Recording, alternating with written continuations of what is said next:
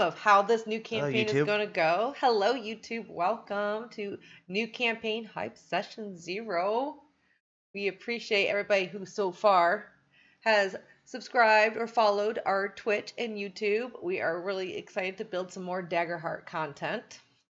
I'm looking forward to this campaign a lot because it's my first time ever just expanding on a previous world that I've done. So it has like a. We decided we wanted to keep in that from the Skyroot saga when all the world seeds united to create the new world. We wanted to jump in Jay's new world, so we have kind of some history. Yeah, that's what I liked about it. We have some kind of history behind everything. Like, we have some factions we know about already. And I don't know, it's kind of neat as a player to jump in because we helped create some of this history. So I'm kind of really excited. And we're getting a little bit more bolder this season of Daggerheart because Skyroot Saga was our very first Daggerheart campaign. So Jay made a more intro, even though it advanced more than just an intro campaign. Mm-hmm. But it was more of like the Dungeon of the Week type thing that evolved into a really rich story, which was really cool. But now, having our toes dipped into Daggerheart a little bit, Jay is kind of throwing some custom stuff to us.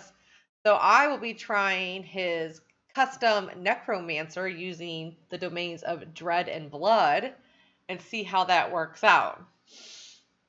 So I'm kind of excited to try out what kind of custom builds can you do in Daggerheart, because I know it happens in D&D all the time. Yeah, so. I'm trying to make a third subclass for everything. It was a little bit harder than I expected to be able to make sure I got balance right, so I didn't get through most of them. Nobody's playing any of them anyways, so that's good. So I'm going to keep working on them, though, just for future things, in case someone dies, someone wants to do something. I definitely think the coolest one I've done so far We don't force anybody to turn their cameras on, Pog. But I do love our team that likes to enjoy playing Daggerheart with us. And it's very hard to find consistent people who really enjoy meeting up once a week. And we're pretty consistent. Like, there was a couple times we had to miss due to illness or... But usually it's not last second. But it's not last second. Or a vacation or something like that. But I have to say, we are pretty consistent of always showing up. So that's nice. So it's nice to have a team of players and friends who like to do that. And I try to make it as immersive as possible by putting their picture or like their characters up and they light up and they talk. So like I still try to make it like immersive and each person have like their own place. But like I said, to me, to do the whole camera thing, you need to have a very richy setup too, because I think it's nothing worse than when I do watch some and everyone has different quality cameras. I actually find I'd rather just not see them.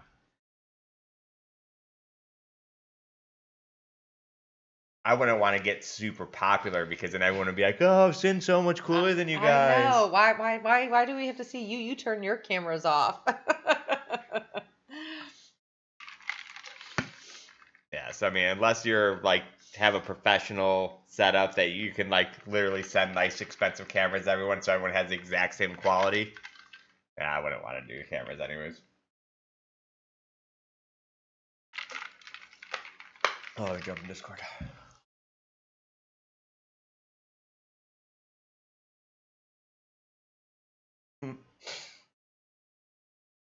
Up, fam. Hello, hello.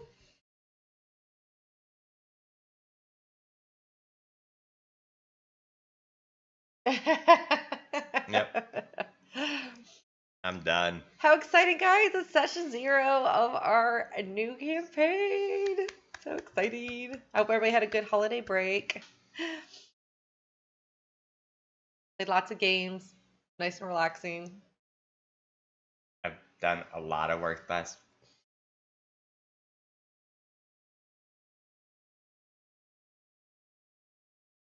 Like those little dolls. La boo boo! La boo boo!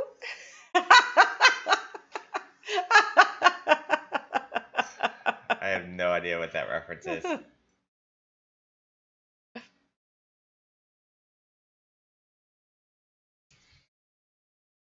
It Yeah. has to be some kind of anime reference. Yeah, which it can't be an anime because he knows I probably wouldn't get it if it was. What video game is that? Oh, I I hate those never games. played Oh my Dynasty god, I hate those Warriors. games. Yeah. I think a big. My younger sister loves them. She was obsessed with them. I think the reason why I didn't like those games, though, unfairly to that, is I was such a huge fan of like the Romance of the Three Kingdoms series and stuff like that.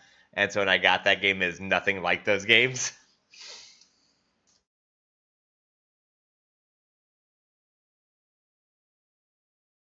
Oh, sidekicks muted. Dang. Now probably not, right? Jay likes to mute you guys. See, he doesn't want to show your face or your voices. Actually, it might still be muted. Might still be muted? That's not the name of the campaign. It's just a placeholder. Yeah, placeholder.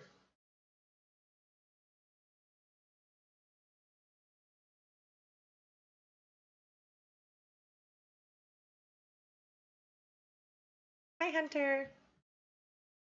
Hi, Sin. We gotta fix for some reason your guys' voices aren't coming through, so give us a second.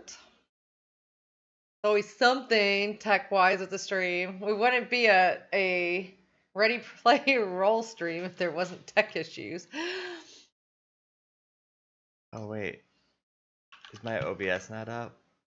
Hold on, that's probably. Is your OBS up? Mine isn't. Yep, that's why. I'm a loser. I'm sorry. Oh, it's my fault you didn't hear the Labubu's. Oh, and Keen was talking about Dynasty Warriors if people were in the blank what game we were guessing. Labubu. Okay, let's see if that works.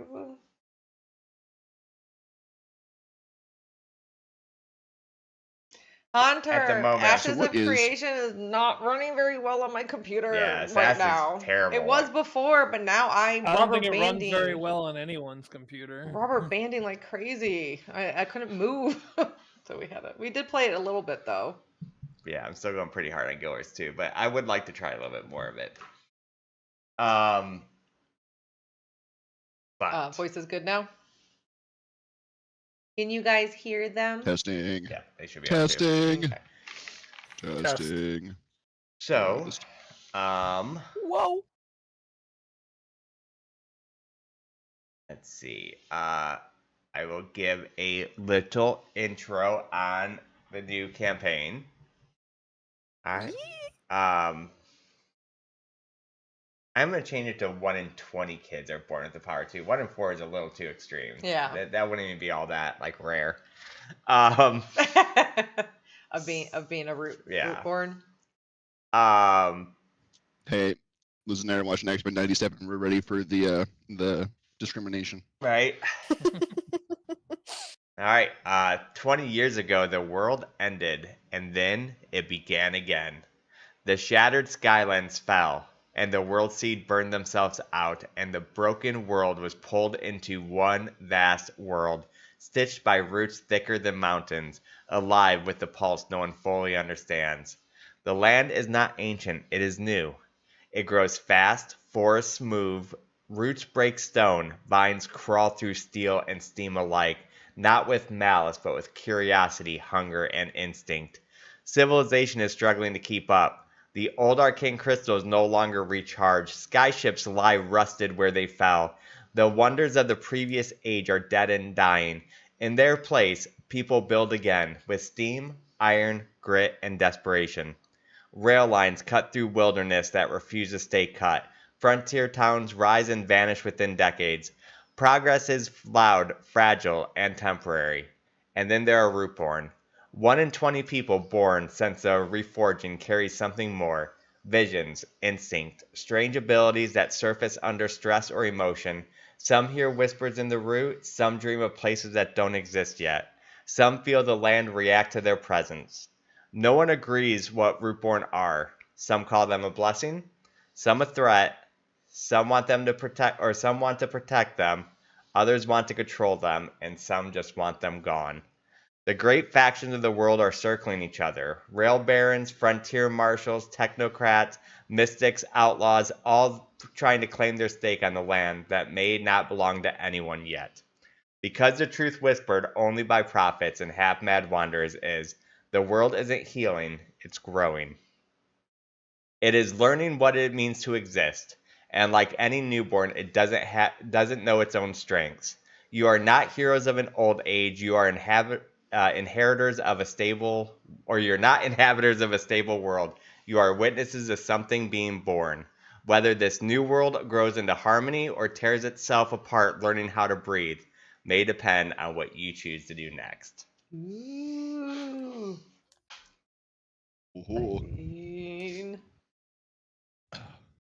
So, if only Rusty was alive to see this. I know, if only Bruno was.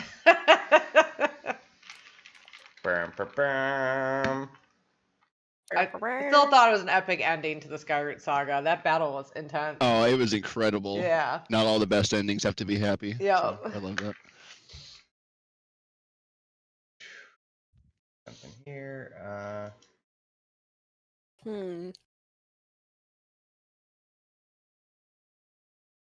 So we are using a different program for this campaign. Which is awesome and sucks at the same time. Okay, I really did like the other one, but I do love the freedom of this one. The freedom is fantastic as long as the servers are working when we go to play our games. Yes, I think though I am not like we're going to do still most of this stuff manually. I am not modding the hell out of this shit. I have like 4 mods on it, and that's probably all it'll be. I'm not looking for fancy animations. I'm not looking for fancy. I just want to play the game and have it feel smooth.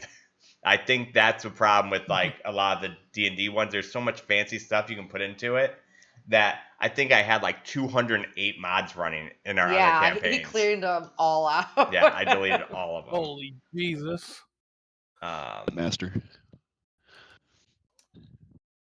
So, yeah, That do be a lot of mods. Yeah, which I'm assuming that causes Is it, though? a lot of lag. Is it? Well, not if you ask people that play Fallout or Skyrim, no. Right. I'm literally in the middle of a Skyrim Minecraft. install where I'm working on a mod install guide that has like over 1,500 mods in the It's guide. crazy. Hopefully there's a batch file somewhere you just click on, because that's a lot of files to move. Yeah. Nope. I'm on page 2 out of 10, and I have almost 400 mods already. That's insane. Yeah, I want to try the that Star Wars mod that came out for Starfield, but it's like 480 gigabytes like worth of mods and shit. Like, I don't know what am I doing all that. Sounds fun. Maybe I'll do that next when I get bored of Skyrim. Sounds pretty cool. All right, so man, what screen do I use? I mean, I have my. No. Oh, I see. I have one where.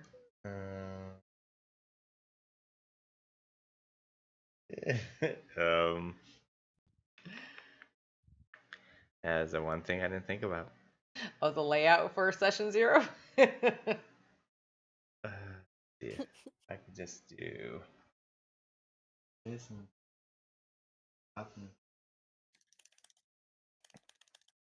This is Ready Player Us though, still.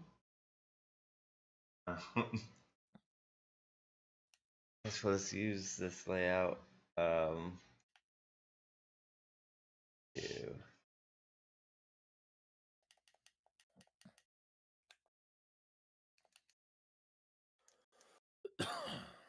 go with that. It's extension the last one, I guess. It works. So let's do that for the time being. So obviously it's probably gonna be kind of clunky today because we're all learning new technology. So I will create a character for each of you. We kind we kind of did Sassy's last night. Just to play around with the system. And if you want to kind of go over what Necromancer's abilities are, so people kind of know while I you want me to do mine first? Okay. Yeah. So I don't know if you guys saw the picture in Discord, but I am playing a fun girl. She's a fun girl. Right. Let me bring it up so I can show everybody. Yay, funky people.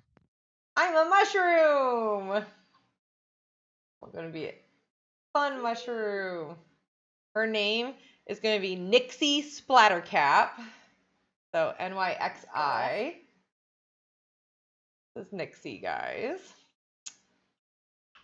She is a necromancer, which is going to be a custom build that Jay did. So we're getting a little bit more bolder since we've, like I said, dipped our toes in some Daggerheart, and Jay loves doing some custom stuff. And a lot of this is different than what the Discord says. So yeah, and I'm always his guinea pig to try out some of his stuff, so we can showcase that you can do custom stuff. But I'm actually really excited about her because I think the concept I have for her is different than your normal dread and weird, like dreary, evil necromancer.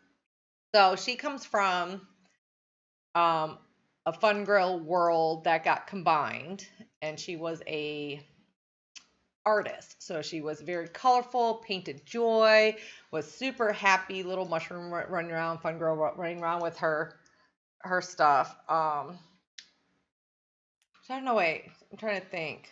No, I'm sorry, because she's a Rootborne. She would have been born in the New World. I have to change that up a little bit. Mm-hmm. All right, so, or maybe, damn, I forgot that was part of the story.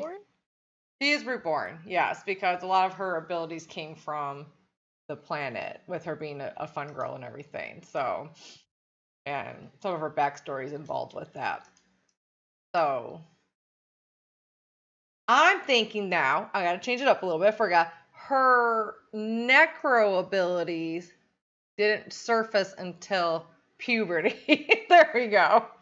So she was a happy little, like, 5-year-old fun girl, 6, 10, 12. Probably when she hit around 16 to 18, things started to go dark. And her color started being absorbed. Like, she has muted colors. When she starts using her necromancy abilities, her color gets muted. She's from a very psychedelic, think shrooms type colony. So they're always a fun party, and this really threw off the whole new world and everything. I'm trying to get used to this whole new world and trying to still sprout like the happiness, but her tribe felt like she was sucking out all the happiness and joy and everything like that, and they didn't quite understand when she was discovered to be Rootborne. They distrusted her, and so she felt like she was ill.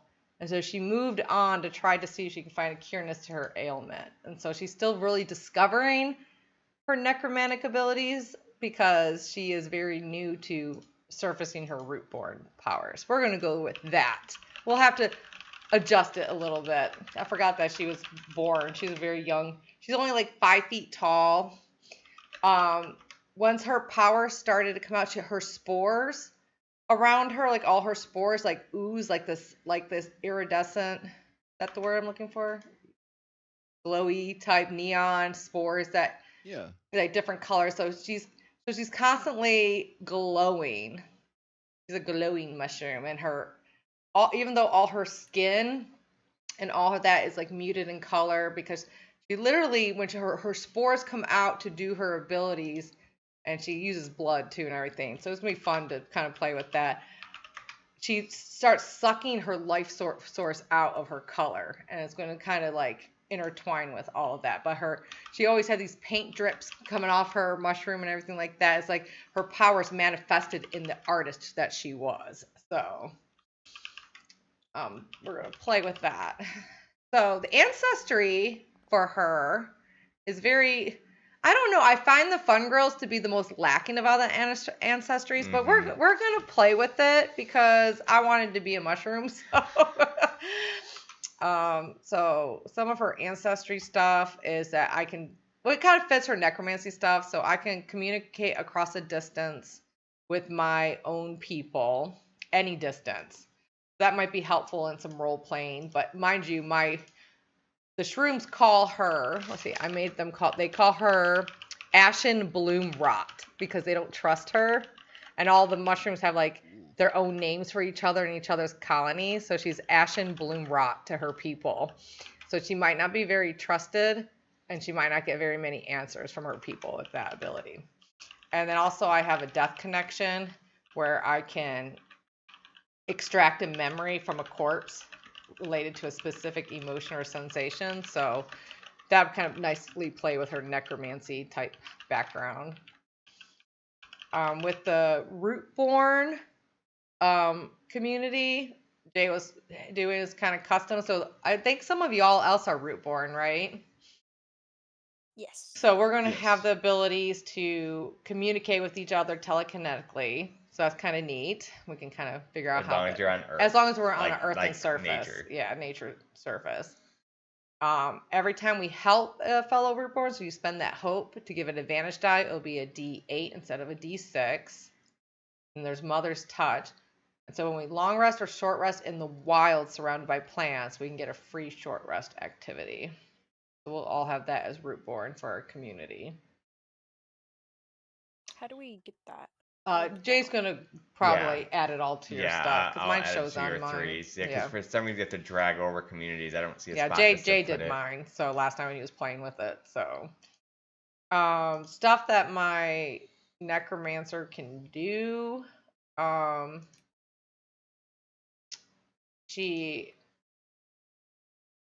I don't know if I'm going to tell the details of the necromancer. Yeah, go Okay. into So I have terrifying visage, so I don't flee from fear. I can spend 3 hope to take on a terrifying visage. So it's more like she does more like painting auras around things and making like compositions and deceiving people into being like in an illusion. That's kind of like how I'm going to play her with that.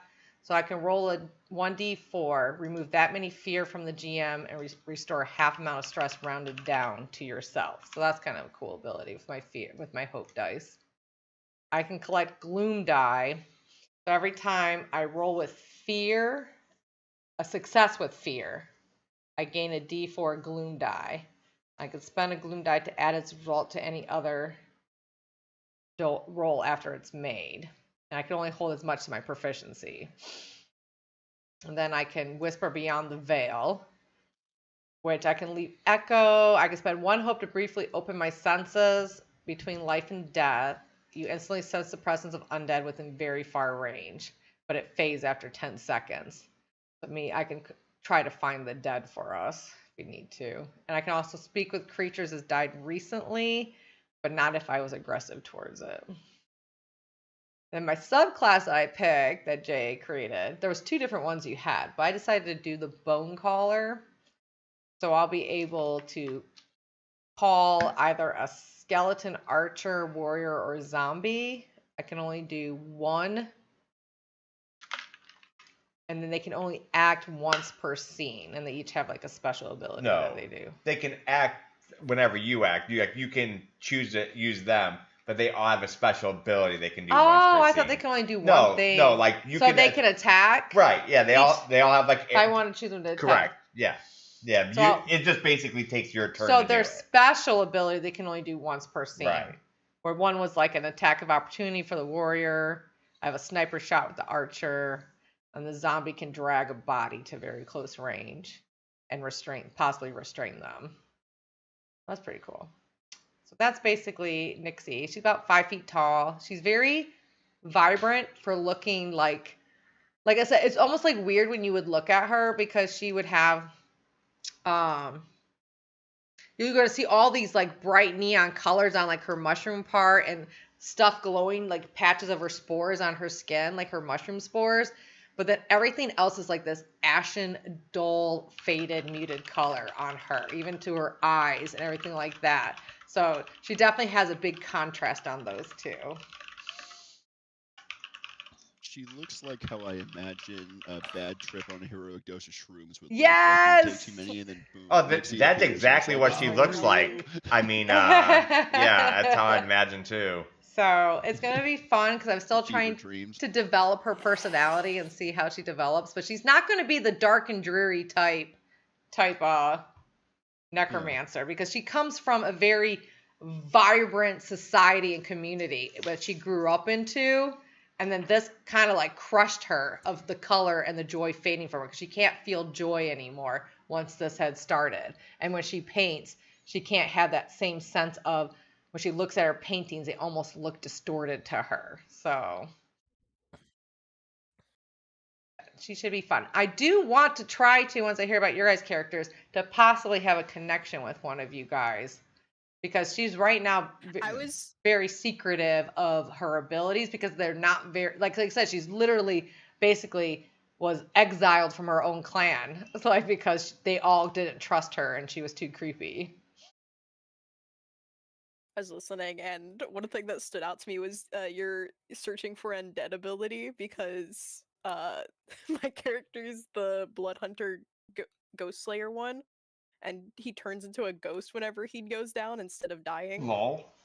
I was like, huh. Be something interesting to play with. Right? That could actually be very interesting stuff. I don't have the specifics, but my witch is also gonna have been like cast out from their society, whatever. It's kind of neat because we're the three Rootborne, I believe. So maybe that's a connection there that somehow we be friends. Yeah. Have me and Marsh were planning on making some criminal goons. So if you want to join a little. No, Nixie wouldn't be criminal. Nixie. Yeah, it's definitely trying to make life work after so like I needed a place, no one would take me except crime, and so I think that's where I ended up meeting Liz's character.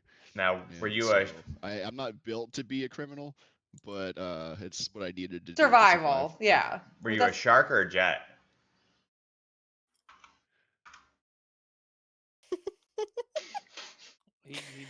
We were going off of Pain and Panic, so from Hercules. Oh, nice. Bebop and Rocksteady. Yeah, nice.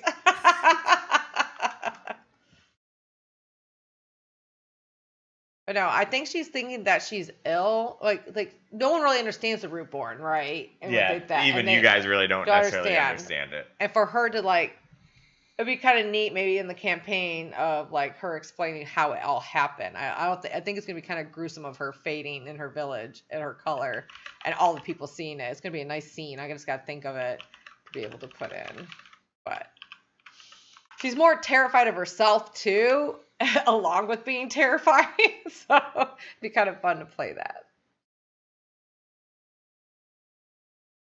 Then for my experiences, I put blood is my medium, but in parentheses primer because she calls the blood she uses primer to start her paintings.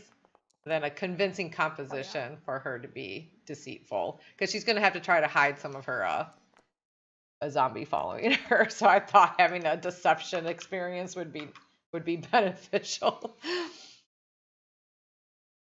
You don't see him. I didn't get quite that far. But it sounds very interesting. Yeah, so we'll see how it plays because it'll be our first custom character build and see how it plays to be. Is it going to balance or not, right? So yeah, I mean, I'm sure it'll balance. It'll balance now that we fixed the hope feature. Yeah. Because Jack and Four Fear for me constantly would be just broken. And now we just made it a 1d4, so it could be a 4, it could be a 1. So you might be spending 3 hope to get 1 fear, or you might be spending 3 hope to get 4 fear. But the more dice you roll, the better chance. If you only had 1 fear left and a big ability, that could hurt you. It could be huge. Yeah, absolutely. Suck the fear out of you. But no, I'm excited to play Nixie. I think she's going to be fun, and she's different. I want to play her as a different type of necromancer. She's not. She's misguided and confused. She's not evil. But even though some evil things might happen, well, I don't know if raising the dead, because she considers the dead to be more in the is it mycelial? Yeah, mycelial network, and being shrooms and stuff like that. They don't consider the dead to be evil, of the use of the dead. So we'll see how that plays. Love it. King, I need you to roll me a 1d10. Sure. Oh. Already getting started. Want to see if he dies or not? Let's see. How do I even? Let's see. How do I roll shit on this again? Just type /R1d10.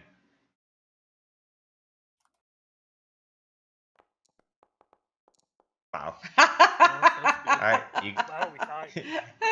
you and Sin are the only ones with money, and you both have 1 coin each. Sin, you only rolled a 1 too? Yeah. Oh, You guys come on, are a guys. very rich party. So are we doing the handfuls or are you doing by coins this one? They're getting coins. Okay. I have coins, handfuls, bags, and chests. And Okay. chests.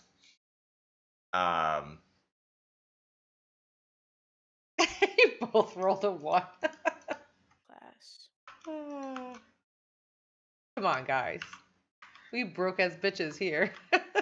Yeah, I definitely. Whoa. I definitely want this campaign to start with the feel of like the inspiration is Divinity Original Sin 2. Like you literally start with absolutely nothing and you get excited when you get the first bucket to put on your head. That's so I want everybody or I want like everything to be like at the start very low. So basically what both Sin, Nimbus, and King's character would have been is they probably would have been more on the good guy side, or at least wanted to help the Rootborne because they would have been hired by the Rootless Chorus to help with this breakout. But they are not a rich organization, so it would not have been for a lot of money. So it would have almost been like a somewhat charity, but for like a little bit of money. So if they make it back, I kind of have my own like thing that I had thought up of that I already kind of posted about. I don't know where like the giant people would have like lived in this world, or if they live scattered about or whatever. I said, I mean that you can kind of come up with on your own because I don't have anything set in stone for them. The world's bigger than this. This is just the world that you guys know, but I do have like a full map thing. So there is stuff to the east. So Okay, but essentially, after losing his daughter and his wife, he just kind of went off on his own. And yeah, now that's devastating. Kind of went on because if you just lost your daughter, you can make another one, but the wife too. Jesus Christ. I'm just Wow. Anyway. Okay. So he instead of like falling into complete despair, he just kind of like threw himself head over heels into his faith and went on like a pilgrimage of sorts. And I mean, I guess gameplay and like what you decide to do with it will determine if he's crazy or if he actually is seeing visions and whatnot. But he essentially, what I'm thinking is he saw a vision, or maybe he's just crazy and hallucinated it and it just happened to luck out of what is going to, how the campaign is going to start, where the Rootborne ones are the ones that we are going to save, right? Yeah, you guys, So or you're going to save some that he would have gotten some kind of vision that led him to that place, and then he essentially thinks that they're giant children that his god is sending him to save. But you know, they're children, so that's why they're so small. As you do. um And then as time goes on, he's gonna be like, huh, they're not getting any bigger. But I don't think he'll honestly actually recognize that for quite some time, because and then I don't know, we'll see what happens after that. But so you he's basically just very would have wanted to be from a place that didn't have non-giants around then, probably very much. So you could have pilgrimed from pretty much anywhere that you could set like the giants kind of got together, and your pilgrimage could have taken you to roughly the rootless chorus, which is why you would be there part of the break. Yeah, I mean, where I always envision giants coming from like mountains or high up places and shit. Yeah, that's fine. You could have Kinda come like in from isolation. like, yeah. How do you ping on here? Or wonder if you even can ping. Thought we could before. You can, or you could, but remember I had like 200 something mods, so one of those might have did it. So those snowy mountains on the east there? Is that what you're trying to ping yeah. at? So maybe it would have been like somewhere up here. Like there's all this stuff up here, because you guys are starting here. This is where the Our prison's little at on this Alcatraz island. island. Yeah. Sorry, where are we starting? Where the little White circle is. white circle's at. Oh, southwest. Oh, Oh, we had subclasses. Yeah. So basically, yeah, this is like their little prison island that they are bringing their experiments to, because obviously they don't want anyone to know what they're doing. Do you have a name yet, King, for your dude? Yeah, I do have a name for the character. His name is Halvor Ironside Olafsson. Oh goodness. How do you spell it? Nice. How? Yeah, it's I love it, but I don't know how to spell it. I'm trying to write it in my notes. Halvor? I put it in a general Okay, chat. sweet.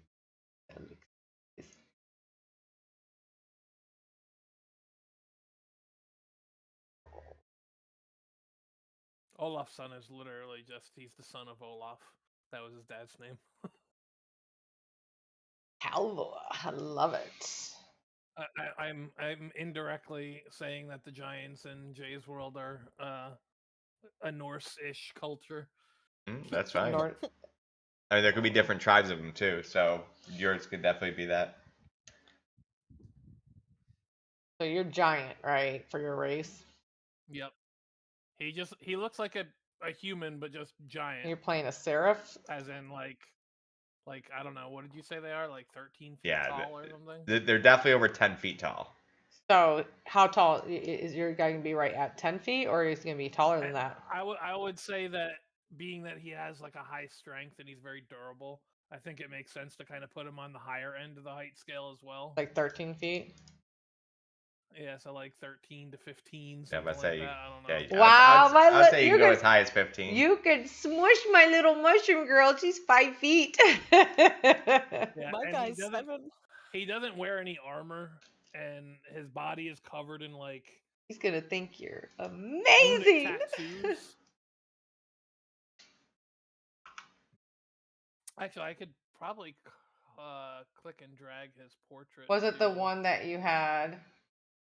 I did post it before, yeah, I can't find. but I'll put it up there again. I see it. I'll drag it over for stream. So I'm guessing that's their daughter that had died. Even though I Yeah. will be redoing, I want everybody's pictures, but I will obviously be redoing them so I can put them in. Yeah, I figured you would. See, But this is the concept. Yeah, this is all concept. about. We have a week to really Right. iron out everything before the first session. So he's definitely more reminds me like Nordic Viking Yeah. type giant. Very cool So, looking. Yeah, be very that very is cool. definitely the idea. Very cool. That he uses a shield, and I think I did like the hallowed axe or whatever for his weapon. That's very cool. So you say he's on a pilgrimage, and then that's where he ended up about finding out about the Rootborne and wants to kind of protect them. It sounds like be a protector because of what happened to his daughter, and he views them as children that need to be protected.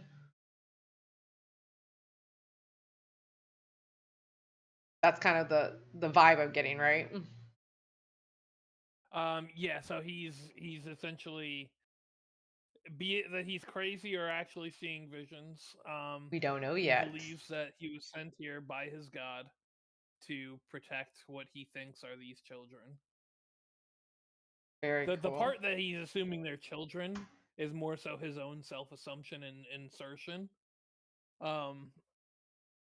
But yeah, I'm kind of thinking that where he came from and where he traveled and whatnot, And like the beginning of his life for so long, he was kind of lived in isolation. Honestly, I don't know. Like can I? Well, we can't ping, right? Oh, actually, I could ping. Oh, you can? How, Can you see how do you that? do it?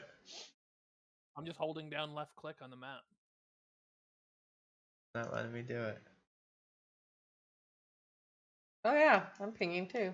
What the You gotta hell? literally hold down left click. Right. You can't just click. Uh, You have to hold down left click. I'm holding it down. It's not working. Looks like the Ha DM ha. doesn't get to do it. You don't get to ping. Yeah, fuck the DM, I guess, right? I can do it. But I don't know. Maybe these mountains up here. That's what I was originally Yeah. saying, yeah. These snowy mountains. And then Nuclear Sky Sent Legion. he's Drop the winged- bombs. He's the winged sentinel subclass. So I kind of feel like he just kind of flew. What is the problem? What's going on there? We're bombing the nuking Sky the Sent city. Legion. Bombs going off. Oh no. That's mean. What a loss. Damn Sky Sent Legion. I put your Moon Witch into your thing for you, Marshall. You can just click though, like the ancestry, and pick your ancestry. Like I don't know where you're being yet, so But I don't think I have a character sheet. you do. I don't know what I'm So supposed go to do. under the on the right hand side, the actors. Then you can click. Oh, yeah, actor but it's tab is just blank. Weird. Yeah, I put you as owner, but for some reason it didn't go through. All right, now you should. Oh, there we go. And then you can Uh, on the right side of the character class. sheet, you can like under loadout, you can hit that plus button, and then you can browse to look for your. It might already show what blood, like on Blood and Dread. My Blood and Dread cards, when I clicked on it, I said browse. Didn't drag this over and make It myself a seraph? shows me. Can, okay. It actually works now. Yeah, because you put my Blood and Dread, and remember it wasn't in there, so it was acting like I didn't have any. I still need to figure out how to make your.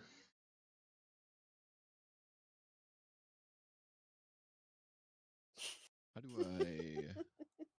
do I add an ancestry? You just click down the ancestry thing. It says ancestry on top. Just click it.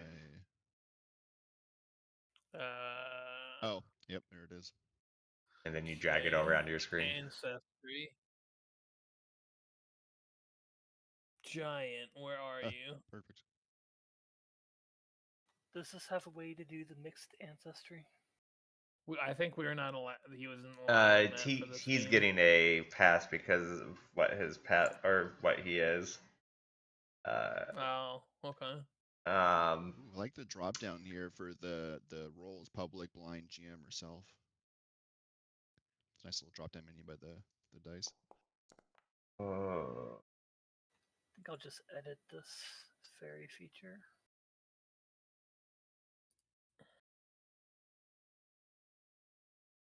Good question.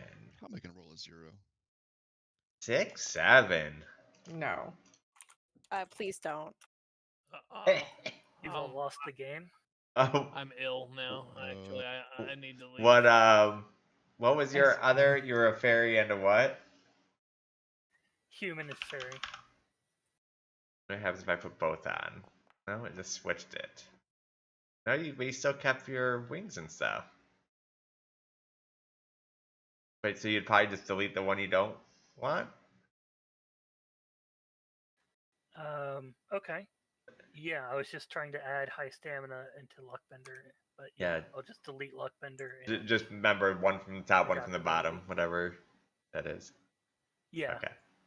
It's high stamina is the top for human, and then wings is the Okay. bottom for So fairy. yeah, I guess just go ahead and delete those. Wow, guys, get these ones out of the way now. Dear Lord.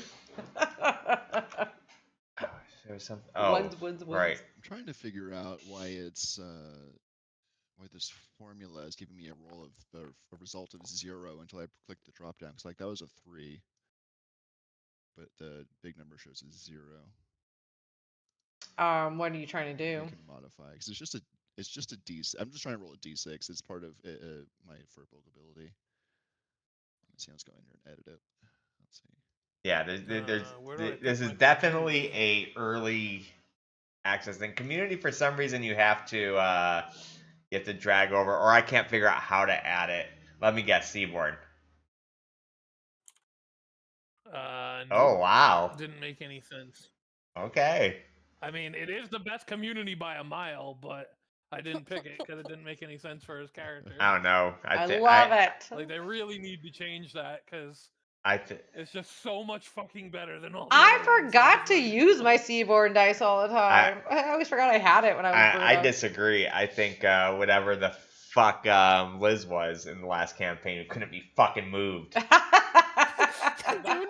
That was But that whenever was you're her touching the race. ground, you can't move. No. I don't think Oh. Dune. Oh, you're right. Yeah, that was was her race. Yeah, that was her You're right. race. You're right. Yeah, it You're was her right. race. You're right. Yeah. The They literally Earthkin or banned whatever. all those races. Yeah, after that, I'm like, screw that. that was so funny though. Even though I do think rereading it, I think it was only on like Earth surfaces. Like it's not just anywhere. But yeah, As long as you're touching the ground, it says. it's The ground could have been yeah. anything. But I think it would have been more like I don't know. But either way, it's stupid. So what are you picking? Where the fuck are these communities? Oh, you don't know yet. I think I just did. I think I just did Freeborn. Okay, Freeborn. Like I said, there's so many better ancestry abilities, but I'm like, I want to play a character. I'm not gonna try to like. Yeah, I will say Fun Girl. Fun Girl has like the It's worst pretty lacking of like the ancestry features. But I think it'd be kind of fun in role playing though. So I definitely made her. Giant's not bad.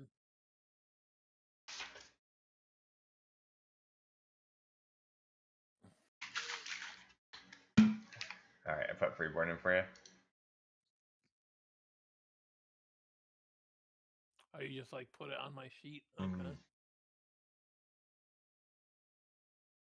Okay, now I need to do my stats. So I was thinking, you said because I'm kind of neon glowing type mushroom. You can make light. I can, but do I make light or am I always light? So I can't really hide in the dark unless I cover myself with a cloak or anything. But you said you're always lit. I want to be so always lit. Yeah, that'd be fun little disadvantage. I'm definitely not going to be a rogue. She's lit.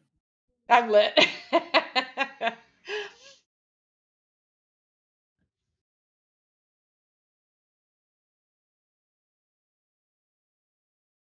I just think her community that she came from, like, was all about like joy, hippie type stuff. Like they're definitely psychedelic, hallucinogenic shrooms. How do I change my stats? You have to go to the open settings on the right at the very bottom. Very of it. bottom, yeah, the wrench looking thing. And remember, you get +2, 2 +1s, and a -1. Yeah, I'm just looking at my character sheet on the character builder for level 1 and copying those over. Oh, give him the transformation.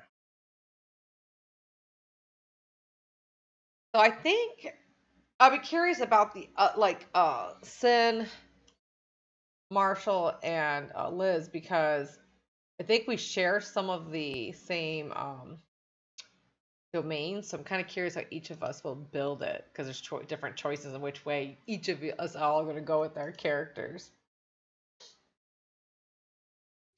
Yeah. I am going. My subclass is Moon, and so it's going to be a lot of stars, moons, theme kind of stuff. But as far as the abilities, it's going to be. I don't think necromantic's the right word, but it plays around with fear a lot. Fear is both a mechanic and as a concept. So there's going to be a lot of hexy, spooky stuff, but it's going to be a lot more nature aligned. I kind of think when just Nixie 'cause I meets you imagine- guys, it's almost like she wants to.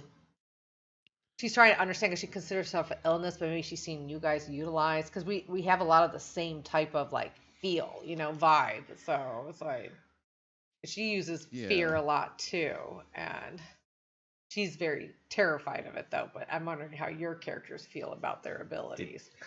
That demigod is interesting.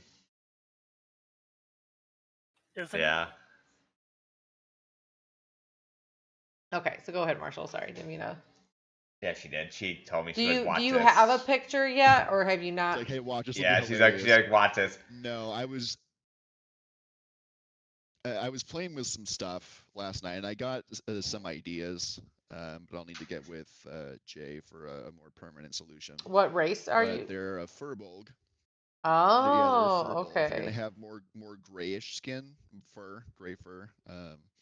There's some photos with furbolgs with like clean cut faces and more humanoid features. I definitely want to lean more into the beastly side of it. So more of a flat, wider nose, soft, like drooping ears, like wide, longish ears, short hair on the top, like a brown. Yeah, it's cool because furbolgs can I be pretty much imagine them being anything. live. Yeah. They can be minotaurs. That's what they're set Mhm. after. So yeah. Cows. Yeah, so this would be a little more. I don't want to say bovine because that elicits the image of like the big round nose with the big nostrils Right. that are front facing, and I definitely don't want that. I want it to be a little more flat, but kind of that idea, kind of the wider nose. And then I imagine them as being about 6 feet tall. I wanted Liz to be the taller one of us. I thought that'd be fun. People think, oh, furbolgs are massive. Like, well, what if he wasn't massive? So he's going to be, like, he's not going to be short. He's still going to be on the tall end, probably about like 6 feet tall. But he, I imagine him being lithe. So he's not very physically built. He definitely finds his solace and power from nature. And while he has to sometimes be physical in his work, it's not something that's really required of him. And so he has to use guile and trickery and deception in that he's not a very, like, he's not found community, and he doesn't have any real certainty. And so he's kind of learned that to be unseen and unheard is kind of the better way for him, because it's only ever brought him problems, him being in the spotlight. And so he's much more timid. He's more willing and desires for other people to make choices. And so if he's pushed for something, he may give you like, yeah, that sounds good. But it's going to be a lot of, don't look at me. But And you're playing the a twist on witch, that right? is, I am playing a witch. I'm playing a moon witch.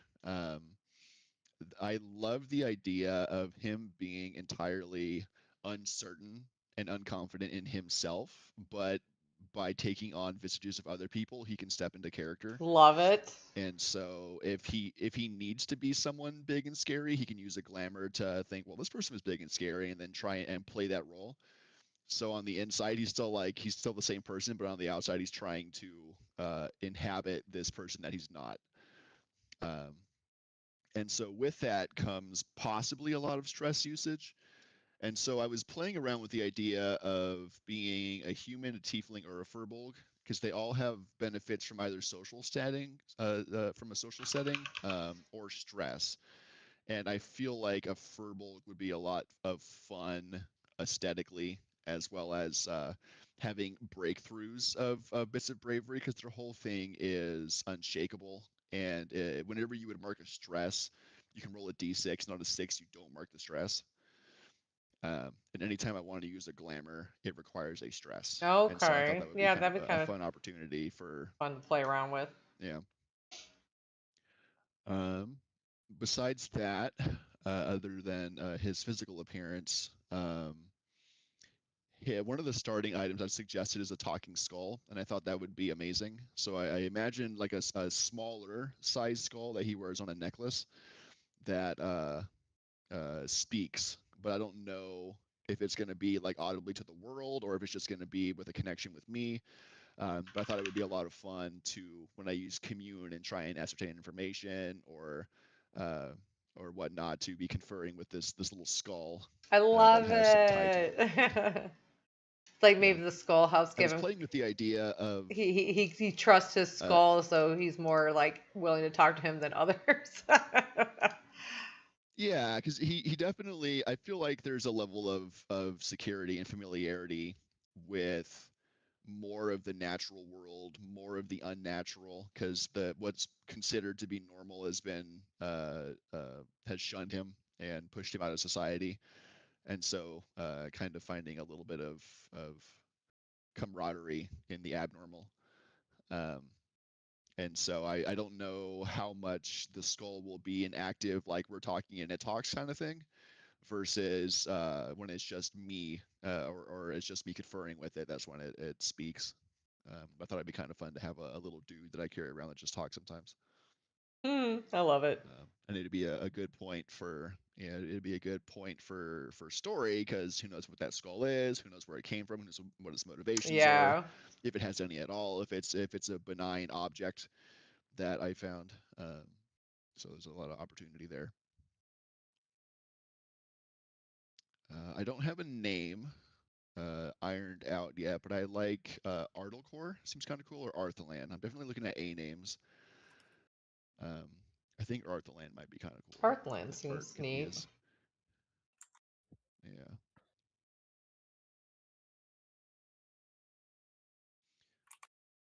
But yeah, Witch's whole thing is hexing, and so it's about manipulating the battlefield to make things weaker and easier to hit, and punishing things that would deal damage to the party. Have you picked your domain cards yet?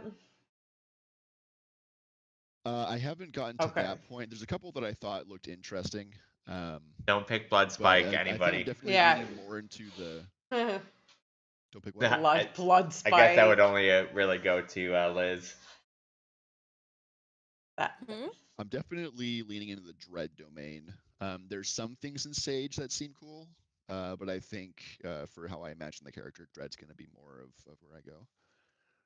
I think we looked at like the ghost transformation, because I was like, how funny it would be if my character wasn't just a ghost slayer, he himself was a ghost. And it was like, if you go down, the only option you can choose is Blaze of Glory. And I'm like, hold on. Poor Liz gone. The worst transformation. The worst transformation ever. You go down, the only thing you can do is a last hurrah, and then you're just dead forever. That's horrible. But I think Ghost happens after you die the first time. Yeah, right? I think it'd probably be. And then that gives you like a second beat of life, and then you have to Blaze of Glory the second time you die, if I remember about Ghost. People don't just start as a ghost. Yeah. That's wild. That is. Yeah. I thought that was so silly though. It's like, what? You know what's silly is that Blood Spike domain card. You possibly had to spend 2 stress just to do 1 damage, 1 hit. It's like, no thanks. That seems like kind of like. Yeah, it is a garbage card. Yeah, it seemed pretty garbage. We even had to Google it. We're like, this sounds like crap. And then everyone I read is like, yeah, it's the worst card. And then we read a lot of like Reddit things saying how bad the card was, like, made no sense. But the blood, remember guys, the blood and dread domains are still being balanced Actually, almost our whole fucking party's in the void. Yeah, the void is still in like I think the Seraph's the only one not in the void. I think I'm the not. That's what I said. I think the Seraph's the only one not in the void. Oh, I thought you said saying not. No, I'm in the void too. Yeah, we're out of void. I'm blood and Warlock. Dread. My dude's tanky as hell. Level 1, 8 HP, 6 stress, and 6 armor. So, I went with Infernus Bloodhunter. And when I asked Jay how tall I could make him, he said 7 feet. So you got a 7 feet party member, which doesn't nearly match up to the 13-15 of our giant, but I still think it's funny. I'm gonna be so little. So what? Wait, what race? What race are you? Infernus. Infernus. Infernus. So I'm a okay. tiefling. Yeah, okay, gotcha. That's cool. I rolled my prayer die. Those are pretty good prior to. I was going with the idea of someone who is very lanky and kind of outgrown his skin, and despite being 7 feet tall and quite an imposing figure, because Infernus have like a natural intimidation about them. Dread Visage, advantage on rolls to intimidate. I was playing with the idea of someone who's very stealthy, very sits in the back, waiting for something to happen. Isn't quite used to his body or the way that it's supposed to move, because he is only 18, specifically. And someone who's meeker. I wanted someone who talked more with their body than with words. And Marsha's character kind of perfectly complemented that. Just two guys chilling. So that was the idea behind the tall ass. Have you picked a name yet? Blood Hunter? I have not, but I have been looking, and I got some in mind. Okay. We'll see. The Blood Hunter Furnace, 7 feet tall. Imagining a very lanky. Is it more like Lurch lanky or more like what other kind of character? Definitely hunched over, like hands fiddling at his chest, just like, yep, this is happening. Things are happening. Okay. A very nervous, like hunching height. You know what I think is funny? No wonder everybody wants us to destroy us, Rootborne. Look at, we're all like dread blood. Right. All our powers are about being intimidating and fearful. No wonder we're being thrown in this prison on this island. We should almost actually just bash it. It's very much a, like, what came first? Yeah. Like, are we a product of our environment, or does our environment hate us because of the product? Yeah. Yeah. But So yeah, that'll be just interesting. because of the way it happened to line up, that Lord might just become lore now. Lore, like yeah. it's like a dread or blood thing. You can't just be like a Sarah for a Rootborne. You can't be like something of, Yeah. It's almost kind of like a The dread void, the thing. void's Rootborne. Because like you're almost being born. That he's almost empowering people with powers to help fight for him, type thing. Mhm. God, that character's pretty. Are we okay with saying giants live for a really long Yeah. time in your world, like in D&D? Yeah, that's fine. So how old is your giant since you're not Yeah, I think he came out Rootborne? really well. Yeah.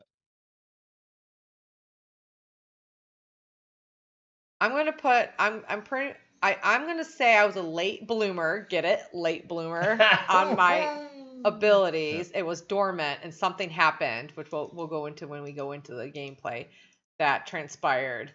And she I think her abilities came when she was 17, and I'm gonna put her at 18 with Infernus. Yeah. Young, very young.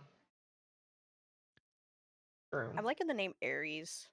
Are there established gods? There are not established gods because anybody can kind of make up their own god, right? Because these are all different things that probably have their own beliefs.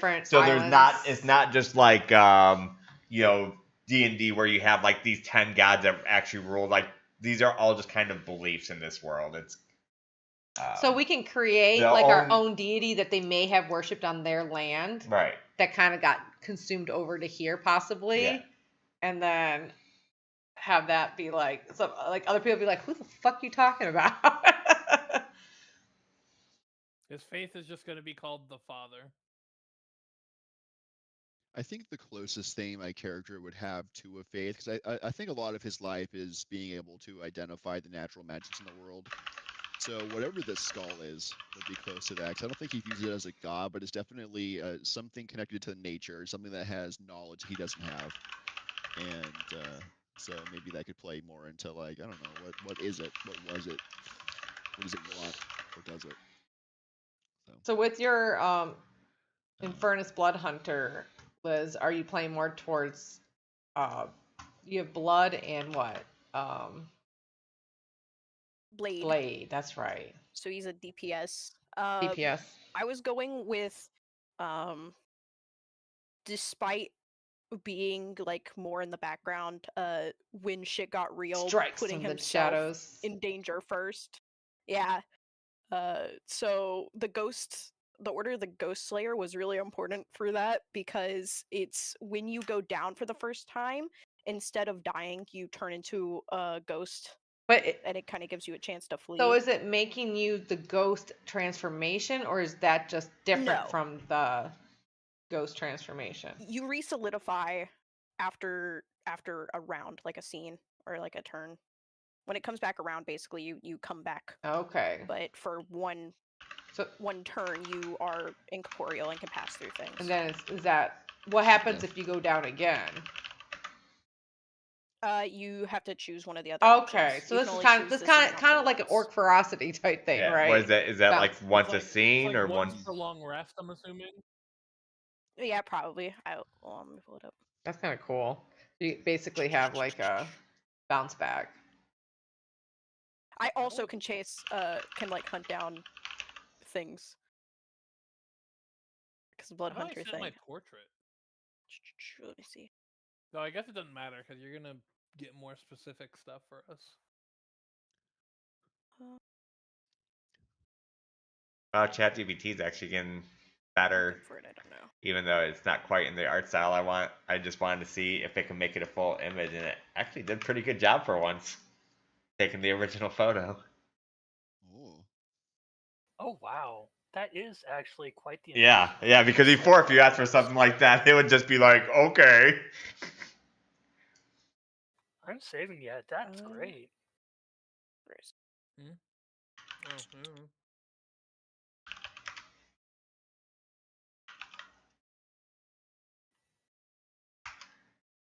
Trying to find the thing, but it is not wanting to show me. Should I go ahead and start going over my Yeah. character? Yeah. Or? Yeah. So I don't know if Jay's showing the stream, but in general, in our general channel, that is. That'd be on Leslie. Yeah, Nimbus here. Yeah, I Wonderlight. can. Okay, is it in general? And to start with Nimbus's story, first we have to end Novus's story. And of course, Novus survived the final battle in the other campaign, so he would have gone back to the fairy kingdoms and would have been rewarded, especially once, the final big battle with the dragon happened. And the Fey kingdoms would have used the opportunity to reshape this new world, at least their region of it, and they created two new kingdoms. It used to just be the Summer Court and the Winter Court, and they've physically separated those two regions a little bit and created two new kingdoms to act as a buffer between them. And so now we have the Kingdom of Spring and the Kingdom of Autumn. Ooh. And the King of Spring is Novus Wonderlight. And he was, Hey. and through a political marriage, given a wife from the Winter Court, who was half Winter Moth Fae. And that would be Nimbus's mother. Oh, okay. Yeah, winter. Are they now the autumn, or autumn got created differently from winter? Autumn is a separate Kingdom of Spring is a vassal kingdom of the court, and to mirror that, they have the Kingdom of Fall or Kingdom of Autumn as a vassal kingdom to the Winter Court. Okay. So they would have their own pair of rulers. Okay. That's how cool Novus became a king. Which makes sense. He helped get all the world seeds. And so now Nimbus is being sent out to aid the court. What was it? Root chorus or something? Yeah, Rootless Chorus. Rootless. This, I think. Rootless chorus. It's the one faction we didn't get to know their much call about. for aid their call for aid to help the Rootborne has drawn the attention of the Fey Kingdoms, and Nimbus is being sent out as their representative of the Summer Court and the Kingdom of Spring to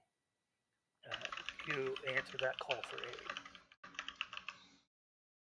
aid. And as a warlock, my warlock patron is, of course, Novus Wonderlight, the King of That's Spring. super cool. Oh, that's so cool. No, Novus is your patron. It's very cool. Adding on to the Now you're story. the son, right, of Novus? Yes. Okay. Now is Novus? Oh, I guess maybe that might be another story. Do we know if he's alive still or not, or still the king? He's still the king. Yep, he's just busy ruling his. Oh yeah, yeah. He's like, I've been there, done that with Journey, with the. What were we? The Rusty Bogwing. It's time to send my son to do shit. Sending the prince out to gain a little bit of life experience and do a little traveling. And how do you spell your name? Nimbus, Nimbus. Wonderlight. I think this is where King's character's coming from. I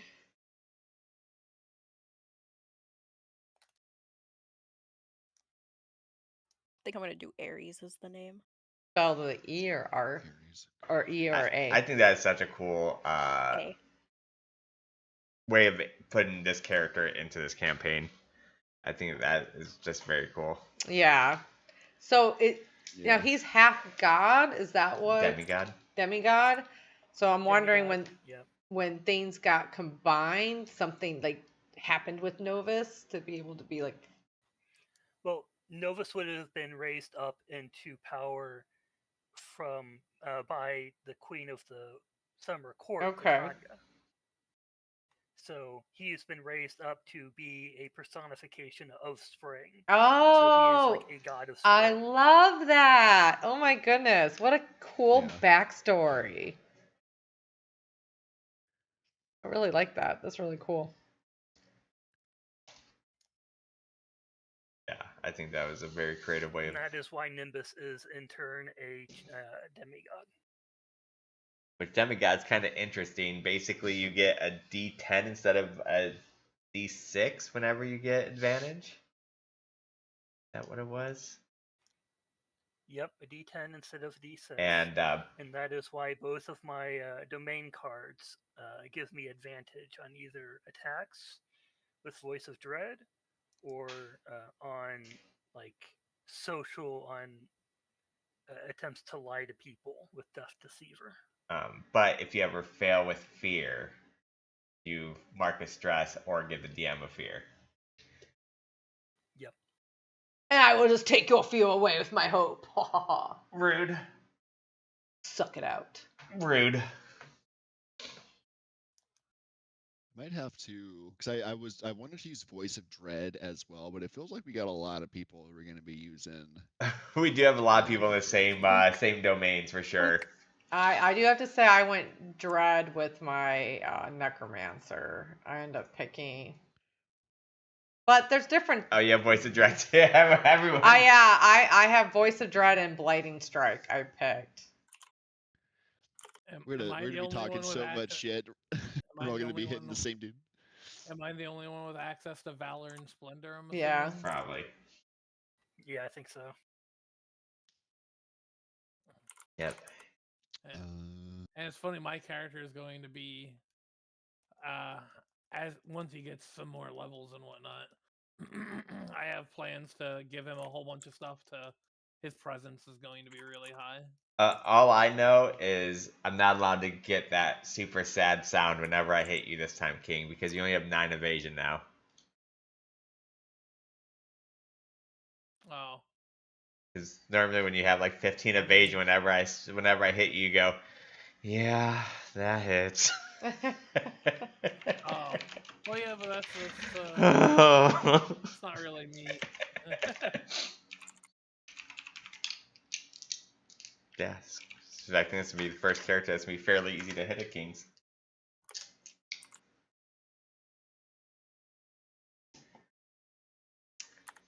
So I'm thinking, because you're doing, is everybody picking Voice of Dread as one of the ones? Seems like it. I might go elsewhere because if Not me. everyone's I don't have picking it access up, to Dread. Two Yeah, of us 'cause having it it's- isn't a huge deal. Three might Yeah, be a because little I have this much. Lifeblood Talisman it's- that seems neat in the blood domain. my level 1 spells for Sage aren't great. You would have seen them with Rusty. It's talk to animals, root things in place.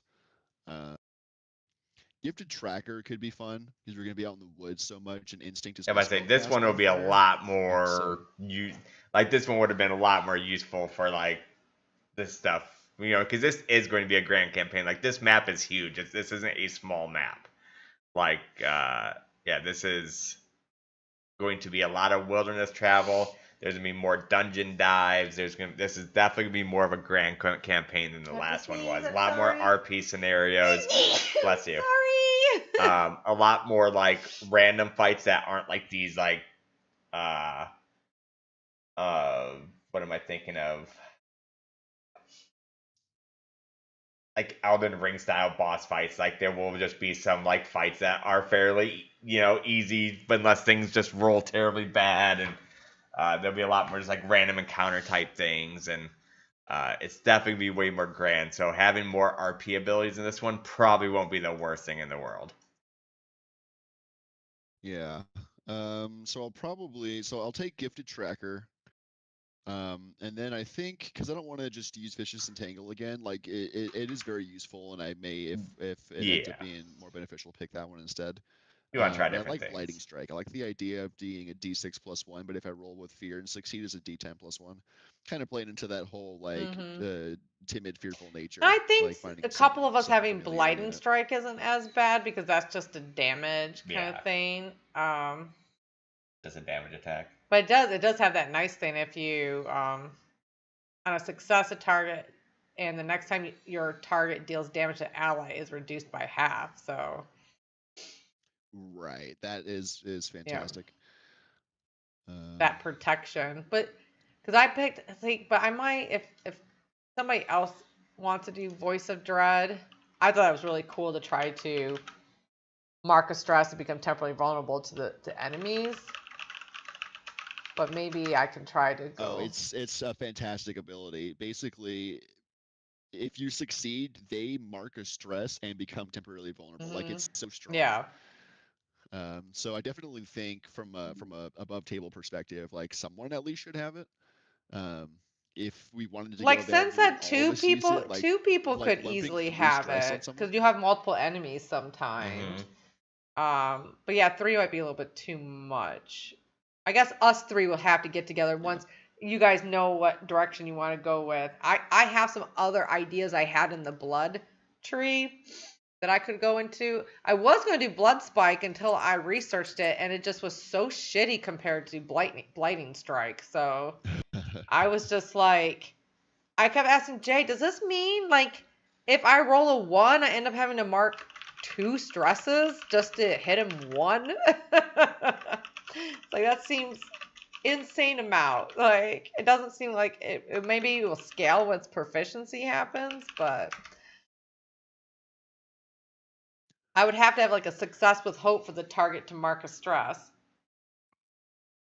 But on a roll with fear, I mark a stress. So I would possibly mark 2 stresses just to hit him 1 hit point. It's like that seems very Right. It's a steep price. Steep price for. I didn't real. Reading my prayer dice ability, I had no idea it had one of these powerful options. I could just use the prayer dice to give people hope equal to the prayer dice. Yes, that's huge. Yeah, Seraph is huge. I could just juice you with 4 hope. Yep. You only get so many prayer dice though a session. So yeah, right now it's 2 per session. Yeah, I mean it's awesome. Like prayer dice are great. Yeah. Dude.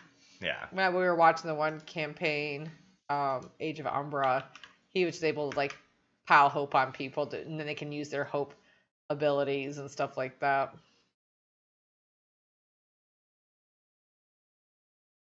I was looking at Lifeblood Talesman too, which seemed interesting. The only thing I don't understand about it, whoever carries the Talesman gains its benefit.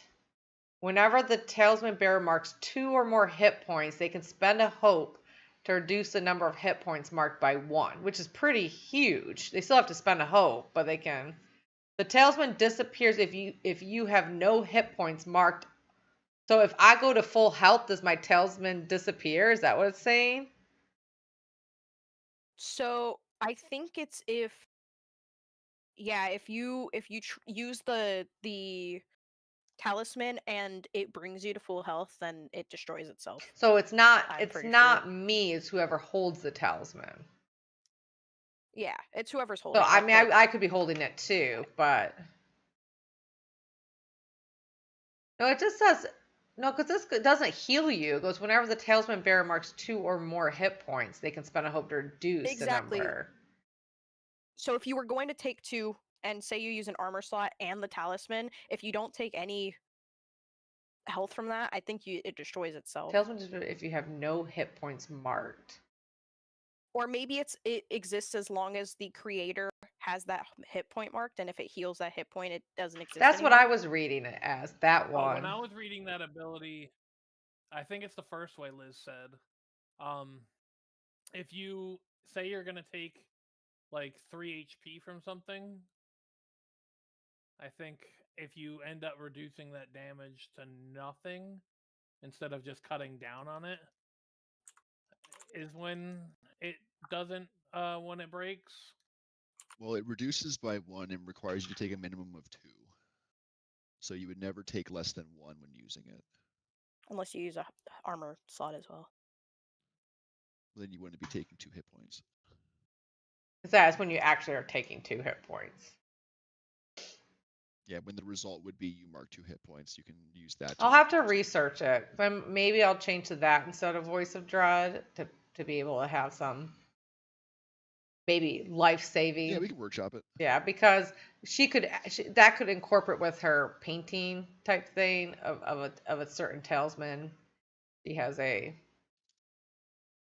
some kind of, I was thinking like wooden puppet thing that she paints a nice smiley face on and gives it to somebody with her blood and spores leaking from it. Ooh. So I was going to go with that too, but the Voice of Dread just sounded so good. So I wanted one support ability and I wanted one damage ability. So My abilities are bare bones, and I am your shield. okay, so you're definitely our Tinky Tink.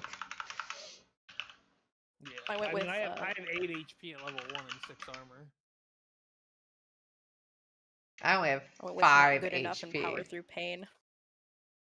Which ones you're planning to go with? Not good enough and power through pain. Okay. All right, so maybe I'll have to think. And I don't want you to have to go into like, because you already played Sage a lot with Rusty. Like, I would rather you play your witch the way you want to. I definitely have options here. Yeah, well, and like it's more limited at level 1. As it opens up, I'll have access to some more dread spells that don't have as much overlap as well. But yeah, I already kind of went down that thought process of like how much is this going to be like Rusty, and I think Rusty leaned more into a serene, peaceful nature with the animal kingdom in mind and wanting life to flourish and whatnot. And this character doesn't have the same desires, and while the wellspring that they pull from is a similar place, the intent behind it is not necessarily that much of a love of nature as it is utilization of it as for abilities. So like mechanically, there's going to be a lot of overlap there, but from a player's perspective, it's going to be more of a tool than it is a way of life. Like Rusty's, like he's not so in tune with nature that he's like, oh, nature is the end all be all. Like, Yeah. like it's a tool that if you know how to pluck the strings, you can control. Oh, is Witch, Dread, and Sage? Yes. Yes.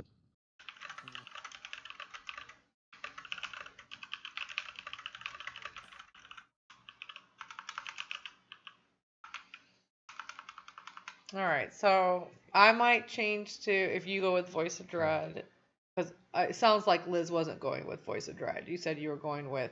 I don't have dread as an Oh, option. that's I right. got You're blood and saying bleed. okay. So is it just what about okay Nimbus? Are you doing Voice of Dread? Yeah. So I probably will. Yeah, I'm doing Voice of Dread and Death to Caesar. So maybe I'll go my. I don't know, if the ability's that good, what's the problem with everyone grabbing? Yeah, because we want some variety, Okay. right? With our There's- characters. Yeah, we can there's, definitely like, have it- two, at least, like 2 different people having it is fine. I was just thinking 3 people having the same ability at level 1 might be a little The much. Lifeblood Talisman Or just seems boring. neat. Yeah. Yeah, well, the Lifeblood Talisman's neat, and I can incorporate that into my right. necromancy. So I'll probably just go with that. And I don't know, I might switch Yeah. some stuff up because you said you're doing Voice of Dread, Nimbus, and what else? Death to Caesar, which is from. Okay, that's Greece. not from one. And you wanted Voice of Dread with you end up naming your guy Arthelin. So Yeah. so Arth. So I'm taking Gifted Tracker. Yeah, ARTHILAN, Okay. and then Oakshade.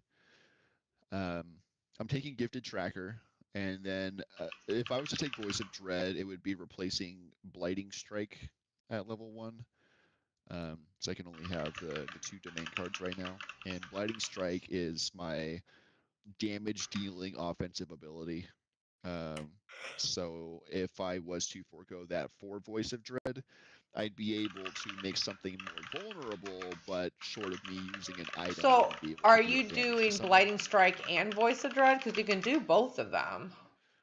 No, I can, but I want to take Gifted Okay, Tracker okay. just because so much of this is going to be in the wilderness. So you're not. So if you want to keep Blighting Strike as one to be having something with damage dealing, then I could just keep Voice of Dread then, because it would just be Nimbus and I. Or it might be Right. kind of cool for me to switch up to Lifeblood Talisman, and then Nimbus will have Voice of Dread, and then we both would have Blighting Strike though, which is fine. It's a damage thing.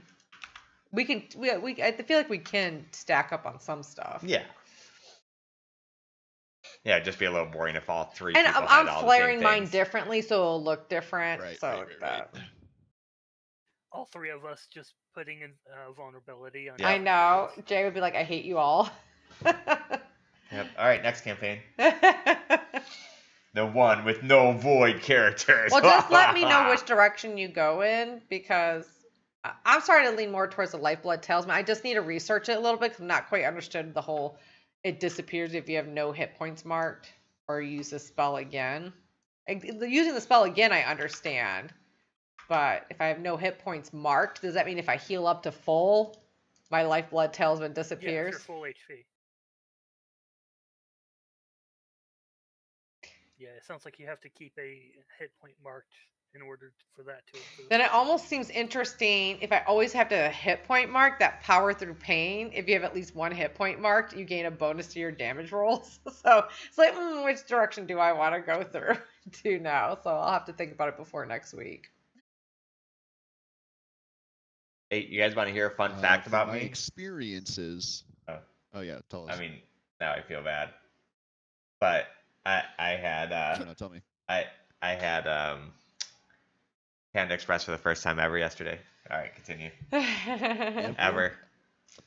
And that's pretty That good. is yeah, as far as like fast food, Americanized Chinese food goes, it's Yeah, number I one. never could imagine the idea of eating fast food Chinese food. I'm like, that's disgusting. But man, their orange chicken is off the hook. Yeah, you know they created Orange chicken chow mein, chicken? baby.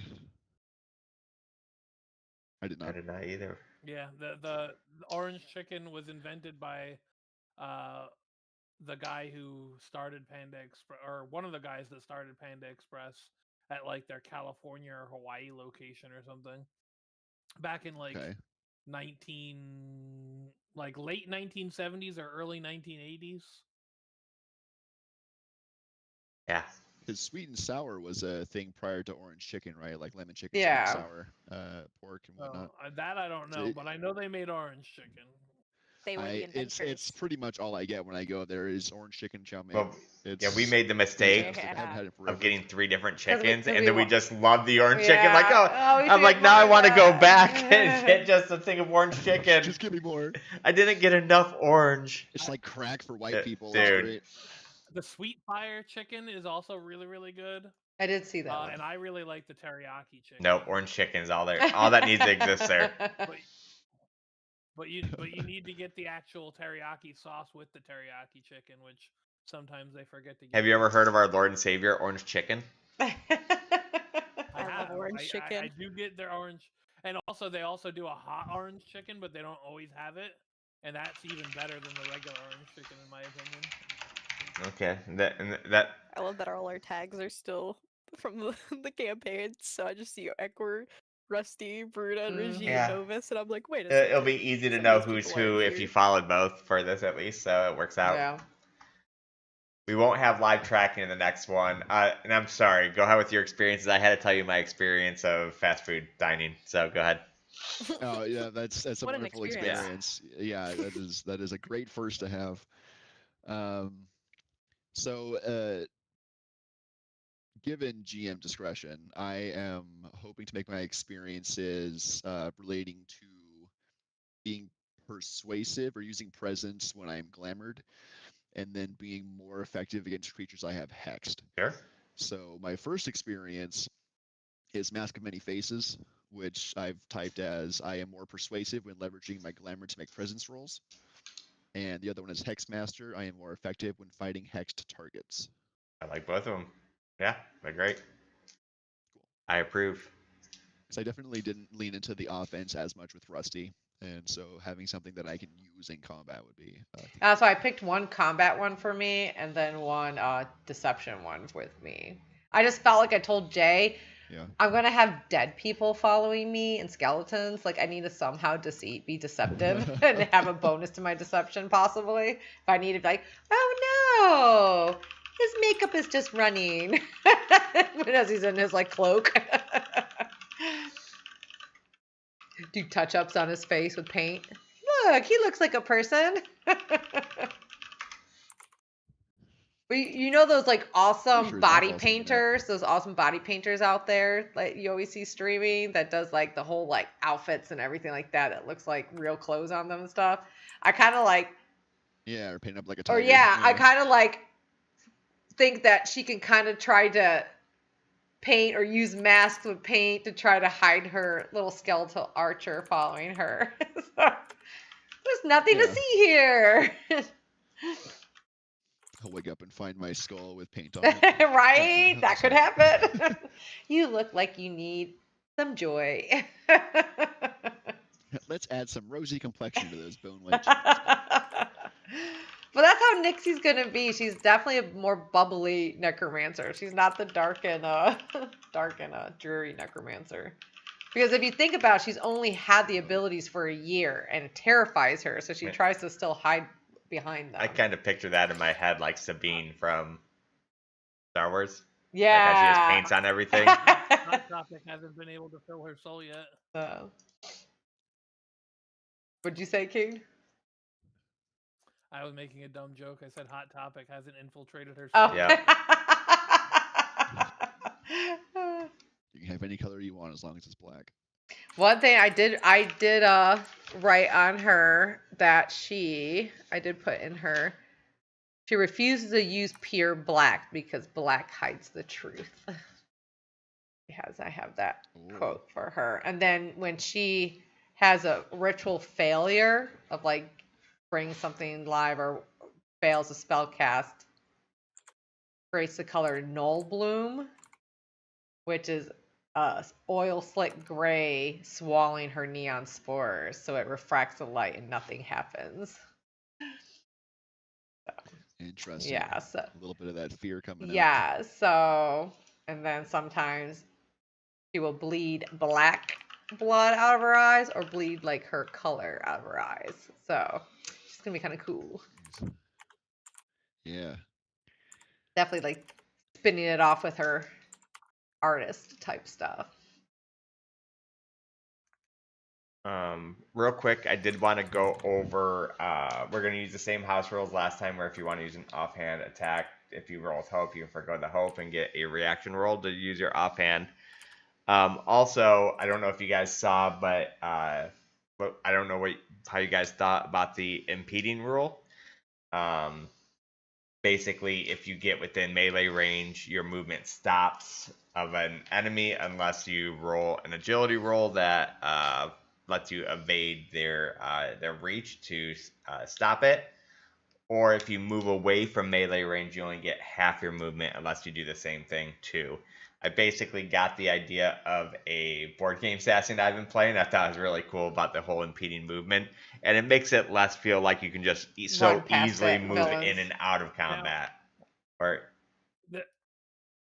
How is this going to, being that my giant's reach is longer than everyone else's, are they going to stop movement when they enter my reach? So you will have a bigger body. So if it's within the reach of your body, would be it, but it wouldn't necessarily be your reach. Because I have my melee range is 10 feet. Right. So instead of 5. so you would obviously have that advantage being a giant, but your body's also bigger, so if your body gets within their melee range, it would be the same difference. But I would say it probably won't even affect you very much, as you are so much bigger, because it will be a size thing too. So like it would make no sense if a 5'5" human was able just to impede your movement of this big giant that is walking around. So it would be like your size or smaller would be probably where the impeded movement comes in. But they would be from your range, so an enemy would only be able to move half from your melee range, though. Can I ride your shoulder? You have a little shroom on your shoulder? Zapping people? No, we just have to never go into tight places. Otherwise, my character just sits outside and takes a nap. Maybe we can find a shrinking potion. Oh, how cool would that be? We have to shrink our giant to come join us.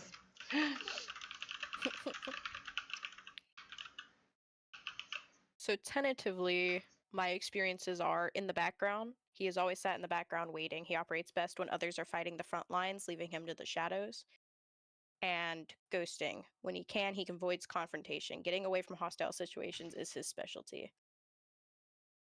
Like it. Can't fight if you're not alive. Real. Live to fight another day.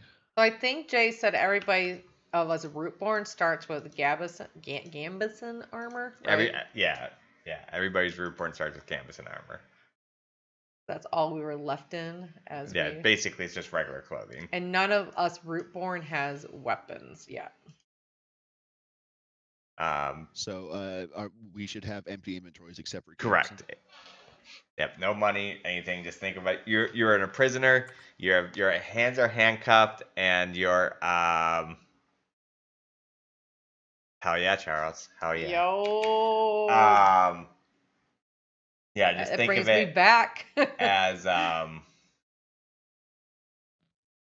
you're basically prisoner. So you'll have your handcuffs and your mouths bound. But the Rootborne can talk to each other, which most people don't know. Rootborne try to keep that a pretty guarded secret, so they don't know that you've been able to talk to each other the entire time. As basically the thing will be, as you guys are escaping into the woods, Sin's character and King's character would have been the closest to you guys, and they're losing the fight bad, and one of the leaders of the expedition just says, "Get out whoever you can," and it ends up being these three, and throws one of you guys the keys. And then as you guys are running through the forest, you guys are going to run into a starting fight with being bound and things. And so Sin or King, whoever got the keys, will have to unlock you guys, and then you can take your masks off, and you're basically fighting with your bare fist for the first fight. And those things will obviously have some pretty crappy gear on them that you guys can pick up and go from there with. Should I keep my talking skull in my? Yeah, I mean, inventory?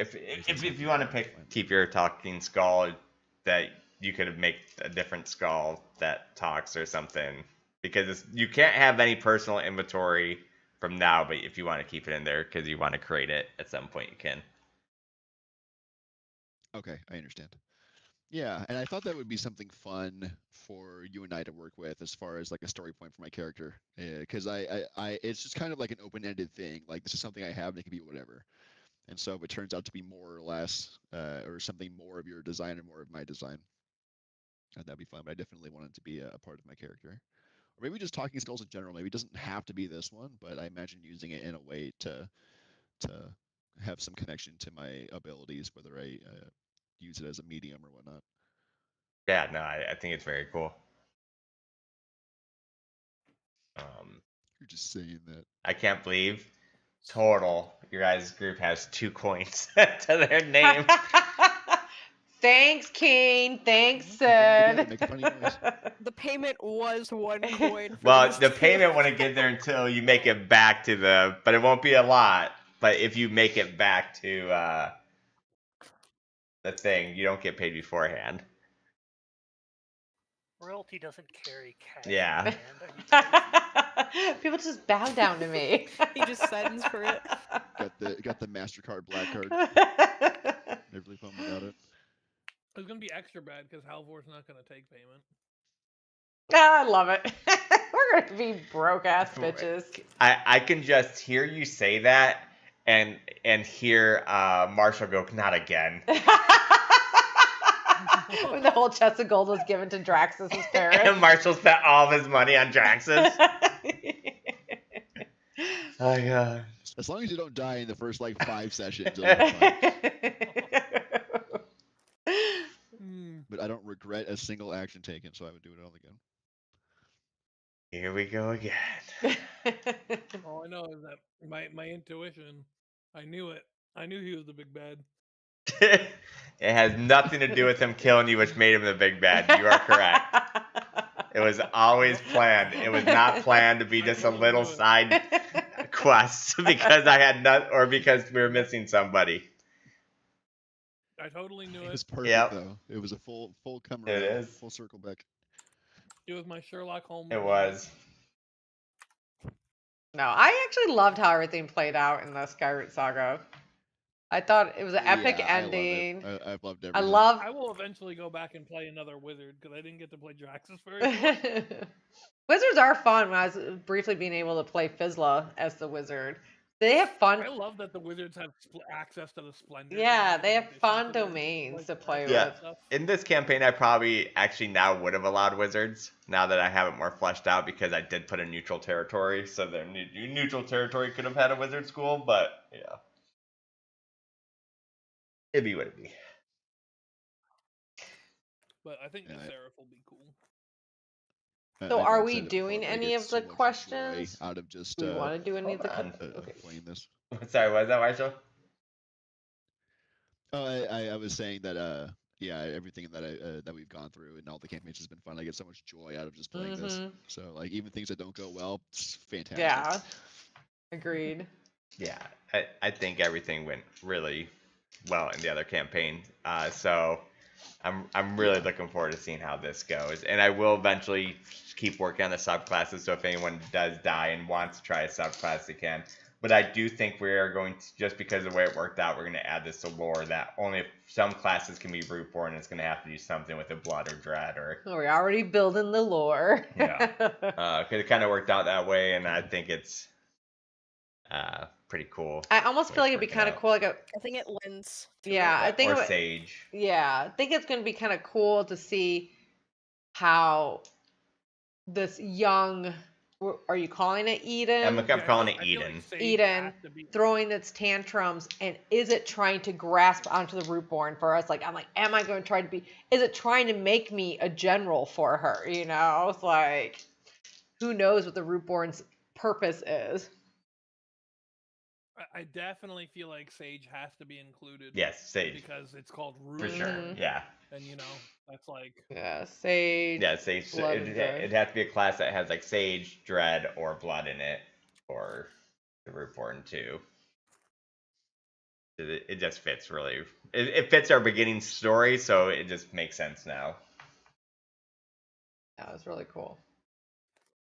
Basically anything of the earth, because like blood, drops into the earth, and the dread of. I also think there's something dark about it, the world forming. Oh, it is, because she's fighting back with undead. She's like growing over the railroads. You said. Oh yeah. So that's we'll go over that a little bit too. Basically, the world is pretty filled with undead. It's been like 18 years since like the undead started rising, so we're not in an apocalyptic state per se. It's not like The Walking Dead, but in between areas I would expect to find like a pretty large range of undead walking around still. Are you able to change? I don't know what you're able to do custom wise. Are you able to change, like, say if you made, like, just as an example, because it just popped into my head, like if there was a warrior like archetype that we call like, I don't know, like Blood Knight or something, and it has like a lot of the abilities of fighter, but it keeps the blade domain but loses the other domain and gains the blood domain. Then you'd probably just be a blood hunter. I think the blood hunter. Yeah, I mean that's literally what blood hunter is. It's blade and blade and blood, and you'd probably just pick one that would be more in line with that. Fair enough. Anyone want to answer my background questions with me? Sassy Marsh. Yeah, I figured we could sit down and workshop some stuff. I noticed that there was no Okay, Mr. Rescuers, I didn't think you'd have the questions to answer. I don't know. I just wanted to feel included, okay? I guess you guys can answer the first one. I want the option to say no. What have you heard about blood magic that makes you afraid of me or concerned for my well-being? Yeah, that would be an anyone question, yeah. What? It's icky, put that down. What's the question? It's icky. What's the question? Oh, no. It's in this. The first question is, what have you heard about blood magic that makes you afraid of me or concerned for my well-being? That'd probably be an outside question. Outside of that'd probably be a Sin or King question. Do you weaponize your own blood? Yes, it's part of my maledict. No, I think this would be more for Sin, because I don't think the way I started my character, I don't think he's gonna even know what the fuck it is. He's gonna be like, "What is happening?" I'm bleeding on my blade. Like, these kids are strange. I'm wondering how I can use your primer to enhance my abilities. Oh, that's not afraid or concerned. What a beautiful red. Yeah. An Infernus red. I have one of my colors. Blood Sun magenta. What a pretty Blood Sun magenta you have there. Oh. You guys are more concerning me than being concerned for me. Yeah, why does your blood magic concern you? Stop doing that to yourself. That's not normal. Yeah, I think that's where my character would come from, knowing you, is like blood is life, and so by using your blood, in essence, you're using your life. And so when you use it, there's always the risk of that plus combat means that you no longer have enough blood to fight, keep yourself alive, whatnot. And while you're good at fleeing as necessary and keeping yourself out of fatal danger, that risk is always there. Like maybe you tap too much one time, maybe you're not able to recover from it. And I think that's kind of my fear with you as an ally. So I don't fear the blood magic as much as I fear you using it and it being your demise. For me, just discovering my abilities, I would kind of question how I could use I call blood primer to enhance, to help us Rootborns escape or something like that, knowing that you utilize blood. If I've seen you cut yourself before or anything like that, It's like, ooh, can I help utilize this? The best part about this is it doesn't specify that I need like a melee weapon or a magical weapon. It just says that whenever I use the maledict, it does extra damage for whatever weapon I use it on. So I'm like, my fists count. Yeah, All right. for sure. Bloody knuckles are Is a thing. catch these hands. And they can splatter nicely. You can always go the dungeon crawler Carl route and just go with the foot fetish thing. Smush, smush. What the fuck? If you Oh have my not God, you have to read read that the book. Dungeon Crawler Carl series, It's so good. it is so good. If you're into No. I D&D, definitely haven't heard of gaming, this. oh my But god. so he goes in with like no gear because of like how he had to enter the dungeon. I won't spoil too much, but so because he has that, he has to use his fist and foot, and there's like this dungeon master narrator Like an that starts AI. getting like very fascinated by the His feet feet. squishing thing. It's hysterical. It's like a comedy book with like, I don't know, it's so good. It's I'm on the really fourth good. book now, and it's just such amazing because you go through all these dungeon levels. Kind of reminds me of Sword Art Online, but So is it like a web comic? It used to be a book, web or- series, but then they put it into a book. yeah, And actually, Seth MacFarlane just picked up, the Family Guy dude, to do a series, to do a TV series. TV series on it. Yeah, No, that one. It's 10 out of 10. yeah. I guess it's getting popular. Oh, it's an amazing series. It's such a fun read. It's an easy, fun read, and you just laugh. It has like achievements and all that. It's like if you're a gamer, it's such a fun read. He went in with his cat who can now talk, named Princess Donut, and she's super high charisma. It's hysterical. Yeah. Mhm. Yeah, if you like to read books, I Okay, so, definitely recommend that. Sorry, sidetracked again. What act of bloodshed brought us together? Work. Work. I like that. Just a one word. I don't think I would have been with y'all at that point. I think, how long have we been captured for? That's kind of up to you guys, but it has to be at least be a few months. Okay. It could be a few months to years. Ooh. It's pretty much up to you guys of how long you've been. Well, it can't be years because we're so young. So. Yeah, sure, it could be. You could have been captured when you were 12. It could easily be years. Well, mine's not because I have to have her root. Yeah, that's why I'm giving it Yeah. your guys' choice. Like how long you've been captured for. It could be a few months. It could be years. It can't be like yesterday, though. Maybe 6 months might sound legit. Yeah, I definitely wanted my guy to have grown up rougher. Yeah. So I'm thinking 6 Yeah, months. 6 months stuck together so far. Sound good. But why wouldn't they have killed us yet? Yeah. Because you guys are being Copy. experimented Or on. experimented on. Yeah, they don't want to kill you guys. They're trying to figure out how they can use your whatever essence that you guys have been born with to regain their technology advantage. Mm. Because that's how they I use. think Ares and I would have been picked up at the same time. But yeah, maybe that could play into our story. Maybe we were outed by people we worked for in their own greed. Like, hey, if we get rid of these Rootborne, we'll get some money. Right. I think Nixie would have been fun. picked up maybe she's been only there 5 months, a month later, but she's been able to see some of the stuff that you two can do based on if we're experimenting in the same room or they're trying to I guess that'll all get developed, but And you guys have to kind of figure out where most of this took place at, because you have the map, like where were you guys hanging out before this happened, so to speak. Yeah.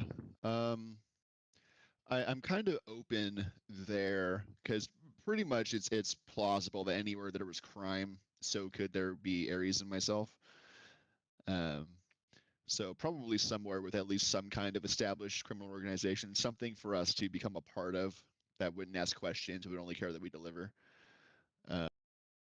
So is there a place with at least somewhat of a healthy criminal? I would say element? that like Some the kind of criminal realistic- element would be pretty much in any of like the major cities parts. So probably Axiom Spire would have some, Sentinel Reach and Brassfall and the Neutral Trade. There probably wouldn't be one in Verdant Shade. So but I'd probably say all those are probably connected with the what were they called? The what was that criminal organization called? Let me find my notes. Oh, the Slip Yeah, Joss so like Slip Joss Syndicate and other branches would probably operate out of all those, so to speak. Okay. Probably the neutral trade probably has like probably the biggest hub because they probably like are always like smuggling things from areas to bring into the neutral trade to sell to anybody. You know, but then they probably smuggle between different regions, and yeah, it's probably a pretty big trade. Yeah, Stillmark makes sense. It's also very centralized, so wherever Ares and myself initially came from, it's like a good center point. Because it feels very much like, as you're describing, all trade flows in and flows out of there, so it makes sense that wanderers would head there and outwards as well. So I would say maybe Stillmark. I don't know, what do you think, Liz? Right. I like And it. this is the unfilled in map. So if you, for those that did like, I don't know if you want to come up with where the Fey Kingdom is, or the you know, where your giants came from. I'm guessing like maybe that top right corner, but this is like a preview of like what the full map would look like outside of what's been discovered from you guys. Oh, how cool it is we end up on the Fey Island at one point and actually see all this lore Yeah. that Novus and Nimbus has created.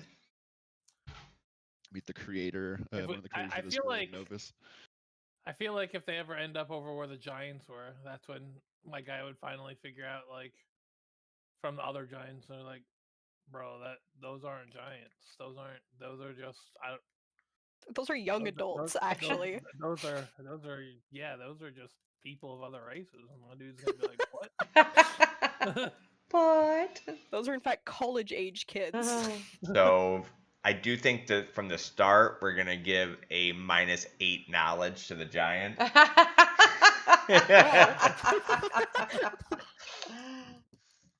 Last King, have you thought question. about where? Go ahead. Oh, you're good. You're good. Do you know what Rajit would have been doing, or where he'd be? Rajit? Ro died. He didn't die. He survived the no, battle. he ended up going back and Is he training in his school style in temple. Yeah, so he just basically I don't know where I think I don't know if that city ended up collapsing or whatnot. But Every city collapsed. Which was the Explorers Guild? I don't see them. Explorer Guild, they weren't big enough to own territory, so they have Oh. like branches and We like don't know random what's places. Okay. You're not quite sure where the Explorers Guild's at. he ended up just kind of helping his family grow the school to like greater heights and whatnot, and probably eventually took Okay. over as like the main guy because I think they're asking like where though. Yeah, where are you? Where is he? I mean, you may not have an answer Yeah. for that, but yeah, I was kind of wondering. Maybe. Like, Well, maybe what we Rajit might would have been discover doing that if he throughout would the have, adventure. Mm-hmm. Lot of. right. yeah, I guess.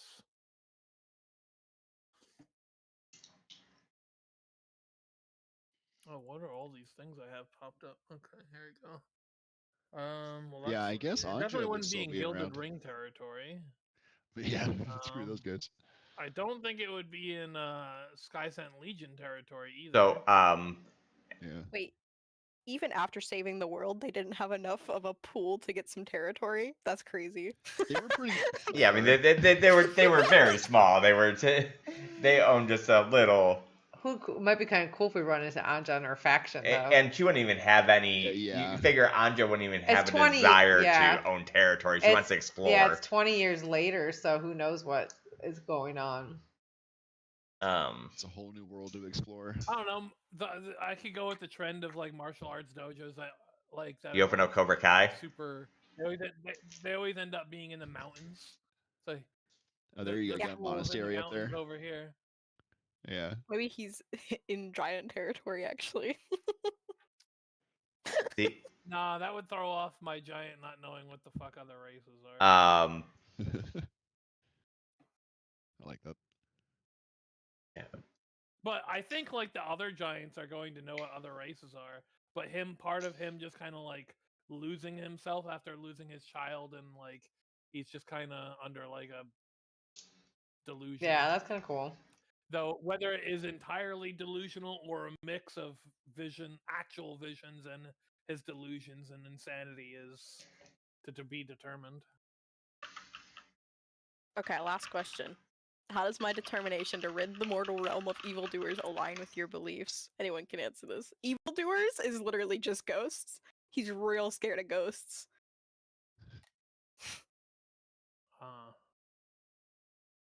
Align with So what's the question my again? beliefs. How does my determination to rid the mortal realm of evildoers align with your beliefs? Evildoers being ghosts. I feel like Nixie would try to convince her at one point throughout the adventure that ghosts aren't bad, and she's determined to bring them back to prove that to her. She's kind of You're telling my guy that he's just wrong. yeah. Nixie's like, no, ghosts aren't bad. Don't be scared of ghosts. Here, let me show you. My guy's reasoning would be super simple. It's just like, well, if the ghosts are hurting people, then his beliefs align with yours because he's just all about protection. If that was the case, he wouldn't have had a daughter to lose.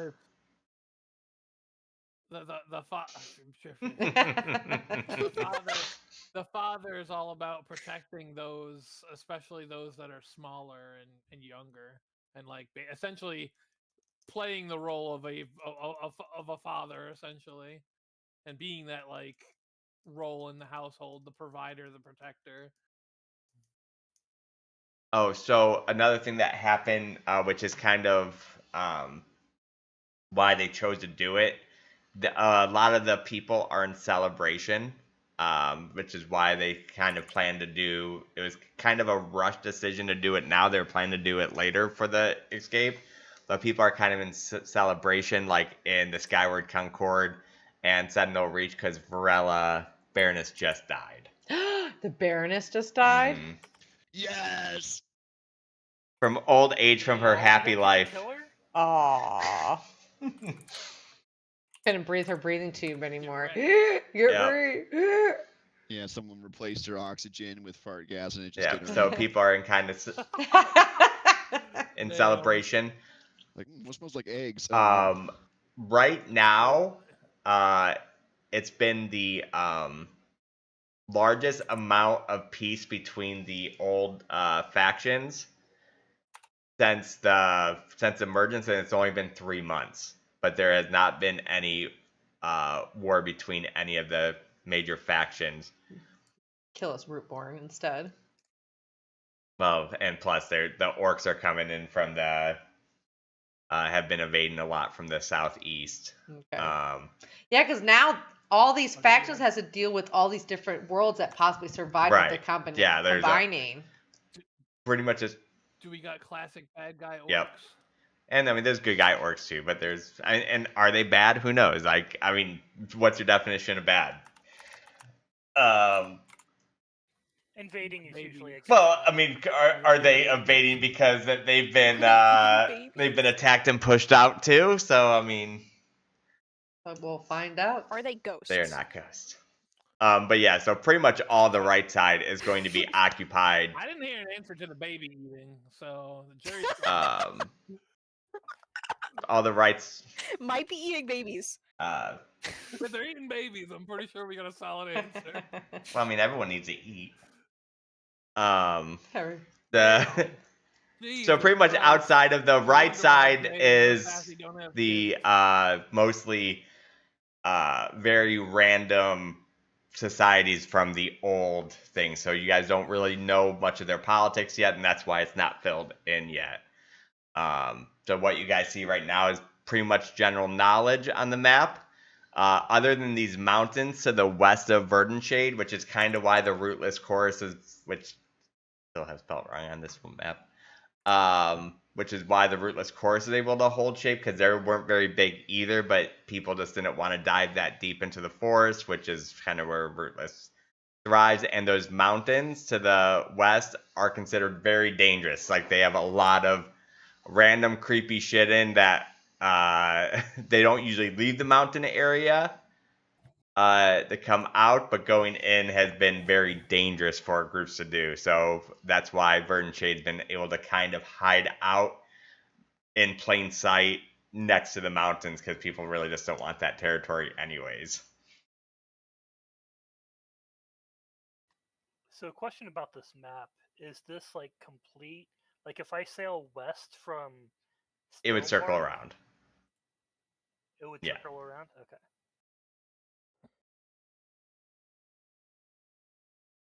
So I think I'll just claim that island on the far east side of the Okay. map for the first. Like That's like it'll probably be a big distance. It probably won't be Thank you. like nearly as much of like, you know, like not like quite the same distance. It probably would be a bigger distance, but yeah, The southeast right there, that one. I think he's saying this one right Oh, here. He oh, said okay, the east. smaller island.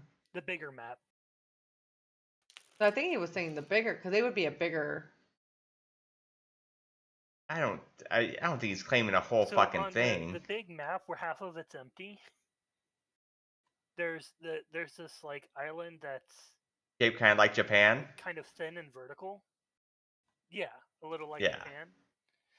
Okay, that's And I think like it would be a good island for having the Fade like, Kingdom. 2 kingdoms in the middle as the buffer kingdoms, and then like the winter kingdoms on the north or something. And the Okay, southern cool. ends. Okay. I just want to verify. I'm gonna take a Or- screenshot. You're talking about this island, right? Okay. Yes, that Yeah, exact Sassy island. thought you were trying to claim a whole continent. She's like, no, he's talking about one of those big giant islands. You mean the continent? Oh, okay.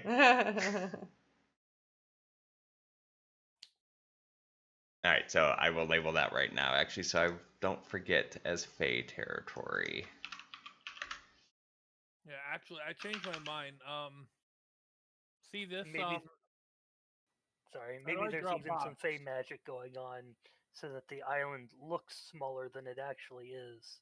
And so when you get there, it's actually a massive. Okay, that's pretty cool. I like it. So people leave them alone. And you said the giants are going to be from like where those big mountains are in the south, in the northeast? Yeah, S- and I imagine there's probably a little bit more to that cut off the side. yeah, of so I'm going to call it Nordic giants, just so I know, so there can be other kind of giants. And then Rajit's school is actually just the whole continent. Oh. The main continent. That's just Okay, yeah. That's how good All they of are. it. Yeah, that makes sense. Which one? All The whole about thing. He the just, Oh, the whole he just thing. allows these other guilds to like take Uh-huh. resident on his school. I like that. Um,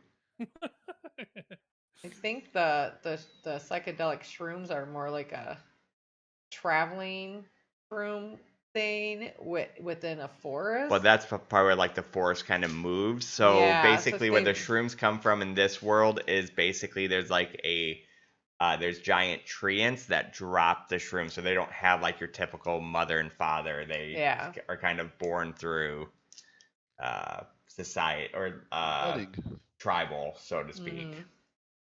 From our spores. So they basically don't have a complete homeland because their forest moves, That's kind of cool. which I referred to in the opening as if trees move, Yep. forests move. So they herd. And they drop little mushrooms and they become babies. Yeah, like that makes sense because like fungus reproduce via spores. So maybe as these ants walk around, like little spores are being dropped off and making communities that they can disperse or Mhm. something. And there's different little spore communities of different types of spore fungrels out there. So, Yeah. and Yeah. the way we try to find each other, because I'm That's able fun. to talk in long distances to see if there's any of my ancestry around. So if we're definitely in like forest or something. But like I said, they consider me ashen, the ashen bloom rot. So whether or not they'll answer is another question. Been outcasted. That in itself has got to create a whole new level of isolation, knowing that everyone is out there in the woods because these ants are dropping shrooms everywhere, and like you can't all connect, and when you reach out, you get Yeah. nothing. That's got to be very isolating. That's pretty cool. The like these cities and stuff you see on this map are just like known bigger cities. There are definitely more communities throughout the whole entire region too.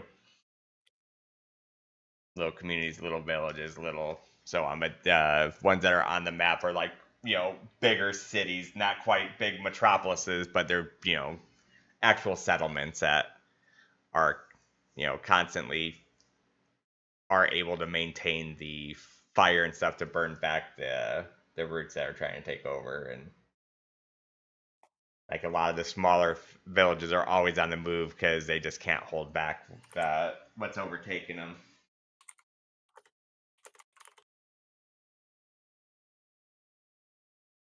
So I was thinking, Sen, could possibly Nimbus come across Nixie and we have some kind of travel relationship, and maybe that's why you went to the Rootborne chorus to try to save her because she had gotten captured in front of you?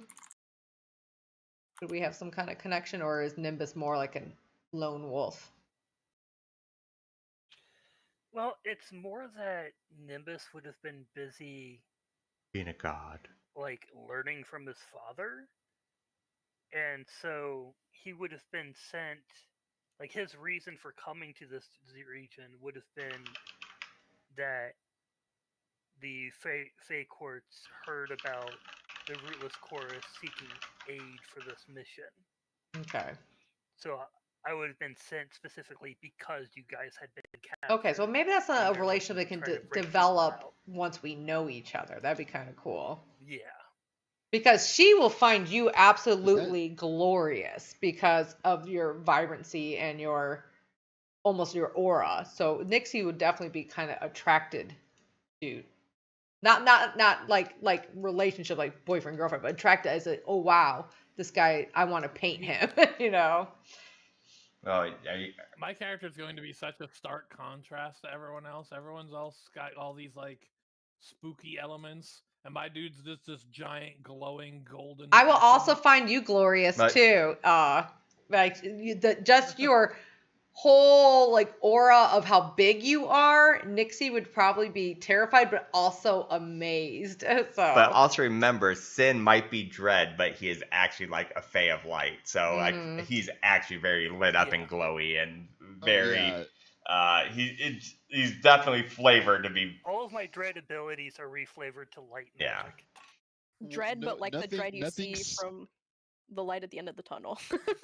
Well, nothing blinding says light. that dread has to be dark Yeah. in nature. Like dread can be something glorious, can be something fear-inducing that is wholly beautiful and overpowering. So, Dread, but like I guess- you've seen a biblically accurate angel. Exactly. yeah. So I guess kind of on the topic of you guys coming across us, what are your guys being Halvor and Nimbus thoughts on Rootborne? Why would you help us? Were your actions to help us? Like, what are your predispositions regarding the new magic users of this world, the new natural conduits? Well, like, since Novus helped create this world, Nimbus would want to, like, befriend and protect these new beings that are tied to the world his father created. I like that. Okay. Yeah. I think with Halvor, didn't you say you see us as children that need to be protected? He had visions. Visions, yeah, visions. Yeah, he had visions that basically it's either he's crazy or his deity actually did send him visions to come here to protect these people. But he is self-inserting that it's because they're children, and his god being the father, and they're all about playing that role.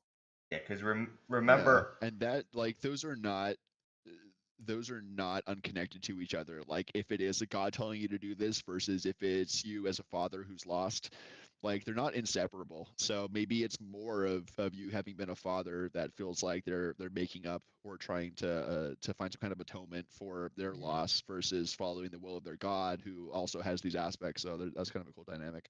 Because also remember too, King's already been kind of answered, but I guess Sin would have to answer a little bit more. Would be like this of them being prisoners and experiment on is extraordinarily secretive. So like, how would you have known to come to the aid of the rootless chorus and Come so on, on. his dad is Novus. Right. Well, that's why I was kind of. My Yeah, dad's kind of a and big deal. Yeah, definitely Novus would have an intelligence network that spans the entire new world. Like, Which would also make sense why he sent such a small party too, because it was so secretive. right. Sent a trusting person. Don't do it, Titus.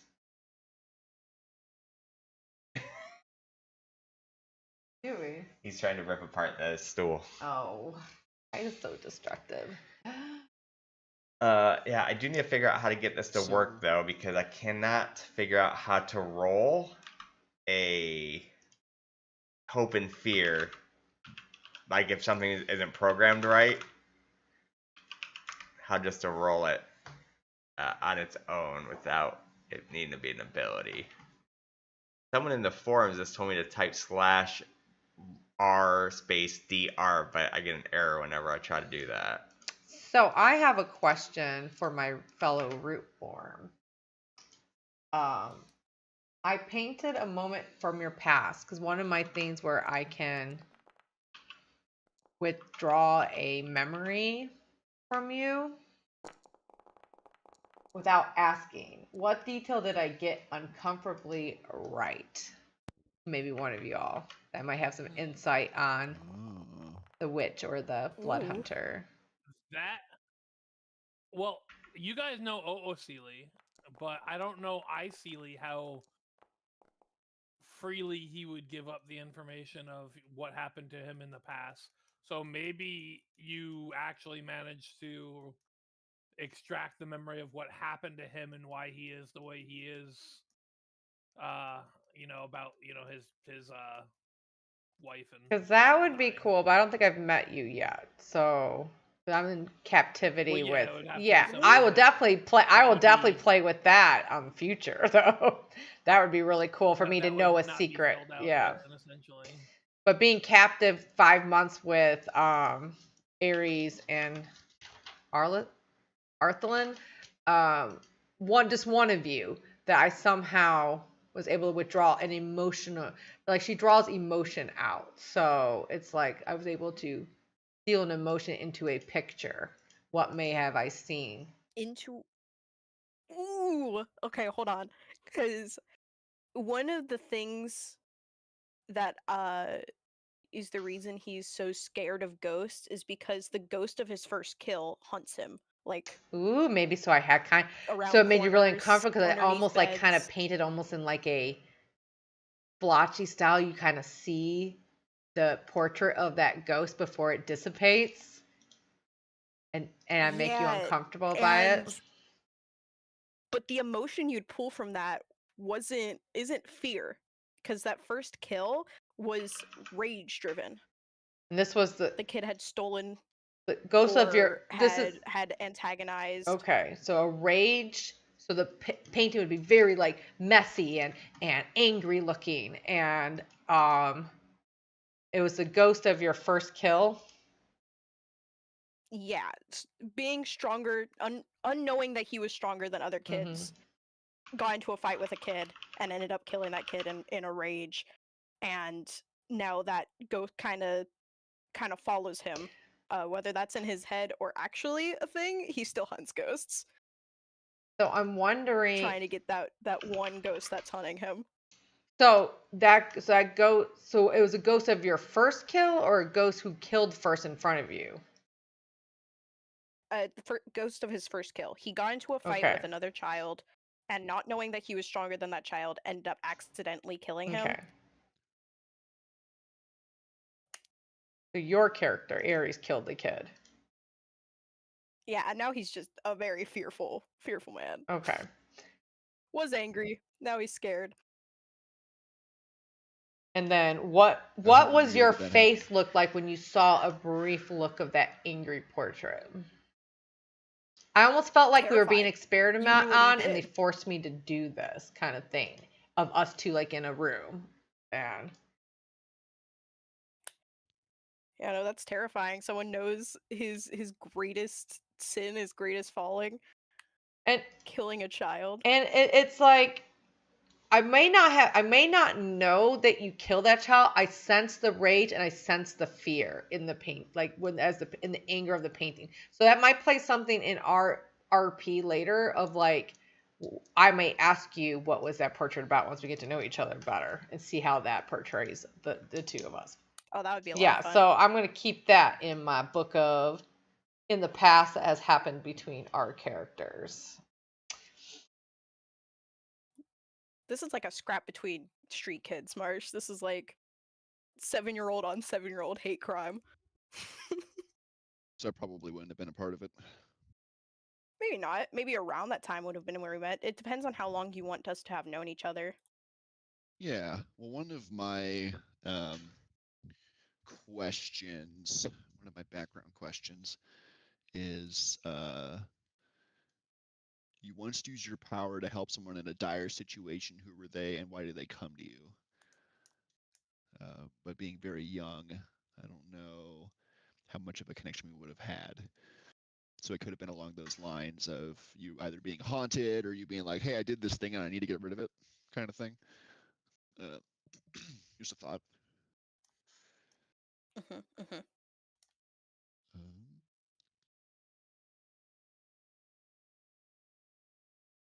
Love it. I definitely like the direction the group is heading in. I think it sounds like some really fun play.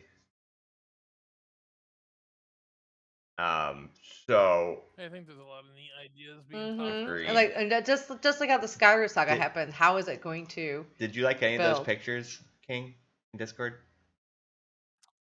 I didn't look. I will look in just a moment. They're all so big. I like the third one. Yeah, I like best. the third one the Oh, best, looks really too. Cool. I hate the third one. Just kidding. I haven't looked yet. Let's pull it up.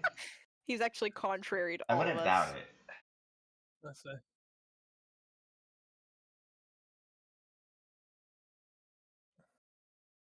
Huh. Let's see. I'm zooming in.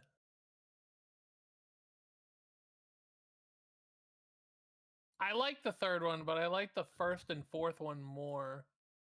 Yeah, I because like the they're first one. blonde. I think the first He's also one he's is got the probably- tattoos on the side of the head as well in the first one. Third one did too.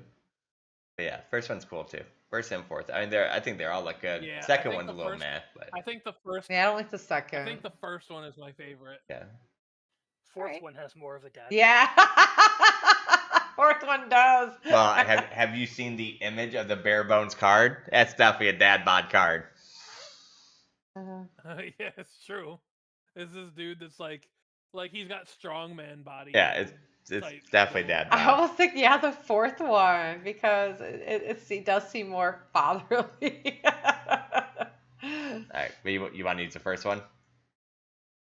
Yeah, no, I Yeah, like the first- first one better because of that. Yeah. So I think the only person that I need now is Sim. Or not Sims, Marshall's. I have like everyone's character. Yeah. I was running through some prompts in ChatGPT to try and find something similar. I ran out of the free uses, but I got one that was very close, but it was much more jacked than what I wanted.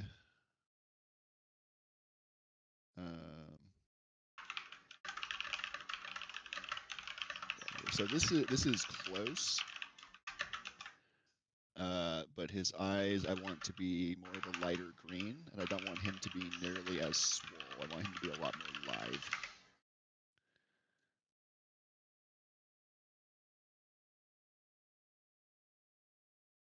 Hey, ChatGPT, make this guy more of a scrawny. Make this guy look like a bitch like me. So you wanted the more human face too? No, and that's where it's close, but I want the nose to be a little bit flatter. So closer to. And punch him in the face. Yeah, so like this, but more flat. That is. We should definitely use that picture. He's a little guy. I love him.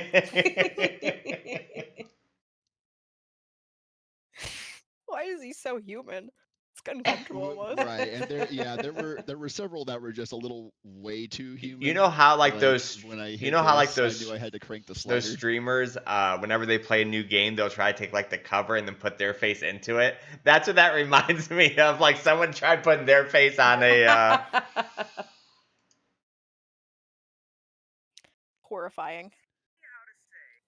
That was like a second one halfling. definitely got bullied. Oh. Yeah, Ooh. yeah. So I was playing with him like, no, he's too hot. No, that's way too modern clothes. That was way too human. It was too much like Samwise Gamgee. So the one that came closest was that first one I posted, just with more of a flat nose. What is he going to high school? Lithe as opposed to. Right. And so He's going to a hipster Man, cafe. you are teaching me that AR art or AI art prompting is an art. Oh my god. Oh, I like that last one. Oh my. Cute. Yeah. That is So cute I if you're definitely writing prefer some that. I like don't want- fantasy teenage romance thing. Yeah. Here, I'll let you guys see what we're. Yeah, and so I definitely want more fur. I want his face to have fur on it and not be so much bare skin. But yeah, so that first one tweaked is where I'm thinking. Oh, I like definitely the more fur. What would you look would you say slightly more bovine? In so much that the nose is wider, but I don't want it upturned. So when I threw in bovine as a prompt, it gave me this one, and this is way too cow. I love it. He's so cute. Are you seeing? So yeah, so I want the nose to be wide, but I don't want it to be upturned. I don't want the bovine snout and lower jaw. Just the nose. He's so cute though. So if I could like squish that first guy's nose down and make his face a little like have a light fur about it, that would be a lot better. Just be jacked. Fuck it. I could, but my strength is a -1, and so I don't think that would be. It's an illusion. He's self-conscious, so he makes himself look more jacked. Hey, I could. That could be a glamour where I just look like a more confident version of myself. Hey. Yeah. Maybe horse people are just built like that. Actually, Are we going with the first one with Yeah, with maybe. doesn't mean the Nimbus? muscles are actually there. That one turned out really Firbolg good. Land, that is really weak. Is that the one we chose The second one? for Nimbus? Which one I did think we it was the choose? second one in the thing.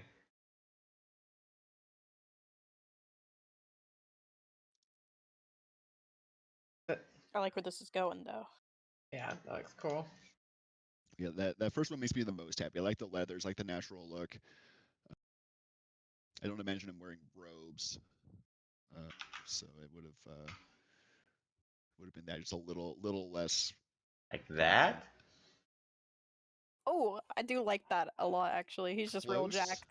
Yeah, close. If you can make him skinnier and pull his face in, so he's got a bit of a snout there. I definitely want more of a humanoid shape to the face. So the snout more recessed in. Oh no. And then not so like this guy looks older. I definitely want my guy to look like he's in his 20s or like really late teens. And then his feet, I imagine as. Are you sure you don't want the one where he's wearing jeans with the rip things with the with, backpack on? with the long, Yeah, he's the going to long a hipster Fabio cafe. hair. I mean, I think you're missing out if you don't go The with that. bright blue. But I guess he would have normalish feet. So I want him to be able to wear boots. So maybe not hooves, but Yeah, boobs. so the image they use for Daggerheart is pretty close to the aesthetic that I want as far as his face, so that's going to be that one. I like how the face is more humanoid, a little elongated, but the nose is flat. Um,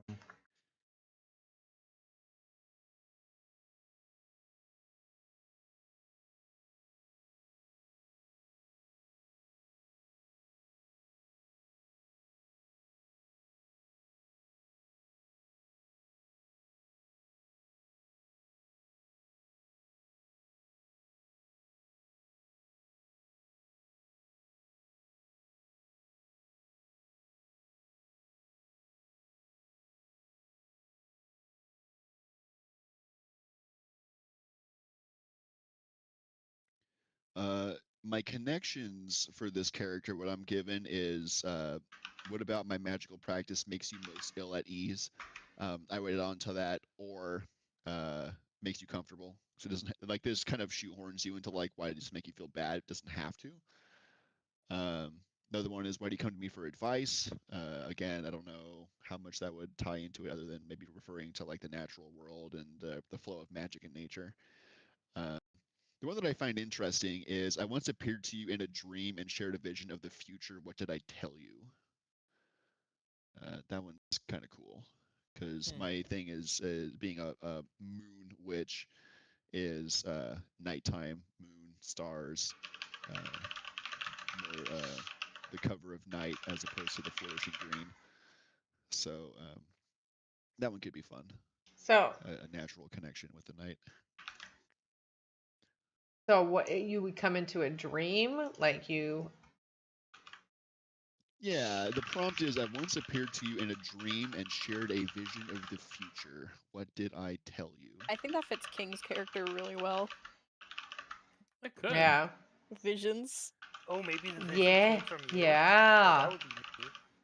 Or one of the visions at least, and then intertwine it with like Yeah. thought it was from your god or whatever, the father, and Yeah.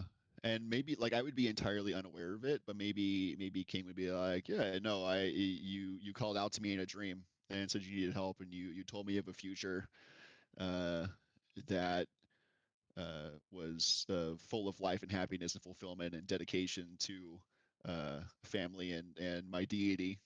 So, you know, maybe it was your god sending you this dream. It could be an open-ended thing, but Maybe. But yeah, I mean, I'm down with that.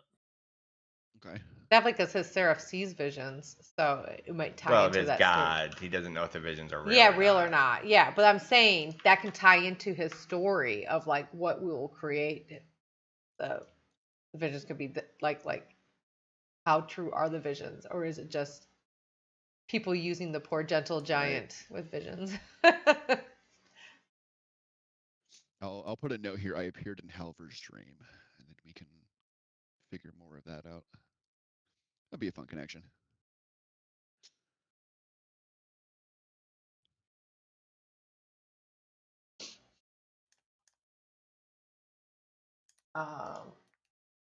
I like this idea of this one for me, where my spores react to you in a way they don't with others. What do they do, and how does that make you feel? They Ooh. glow. Like I already glow, but is it even brighter?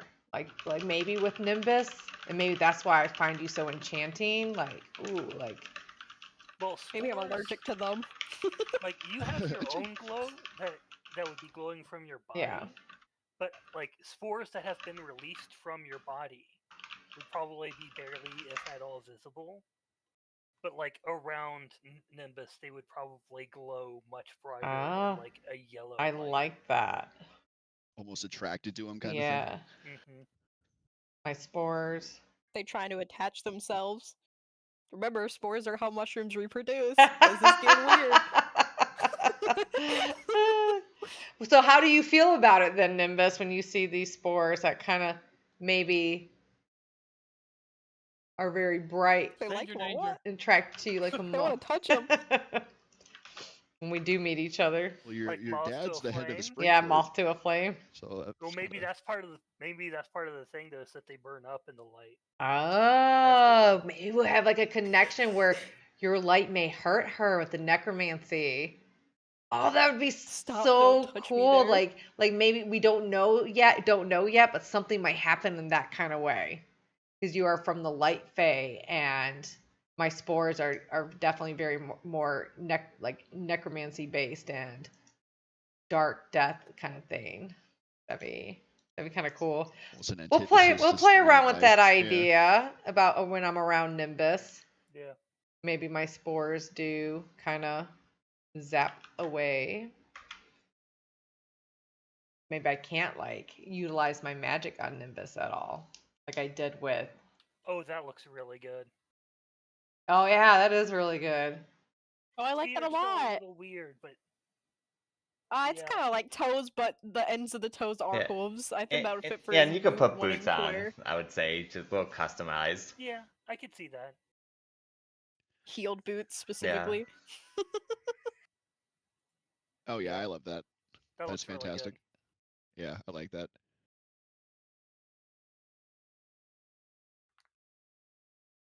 7-foot Infernus and 6-foot cow dude. Dude, I'm 5 feet. You guys are all what? Well, I guess whoever's 6 feet's not that much taller than. Well, it's still pretty tall though. I'm about to say, I feel like me and Marsh have 16 inches between our heights. I feel like that's a lot. 5 foot to 6 foot something. 6'4". Then there's There's giant. My little 5 foot looking up at the 15-foot giant. We'll have to do like a perspective, like a You perspective. could ride on his shoulder. You could just be I hanging know. out up You there. could be on his Uh-huh. shoulder at all times. He could be your aunt. He could be your community. Right? Aw. She's so used to riding on Ents.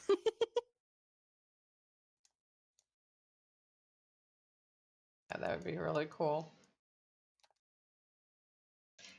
I am loving the visual of this group so far. Yeah, I think that's really cool. It could be that Ents are a part of the giant. They're like a subrace of Could be. giants. Like a clank giant. Yeah. Because clanks can be wood. Like it literally Giants says in that there came that up they don't with have to be the- metal. Yeah, or they came up with a natural world. Like I don't know how long the Fungal have been around, but this world is full of wild, powerful, roiling magics. Maybe part of that created Ents. Yeah.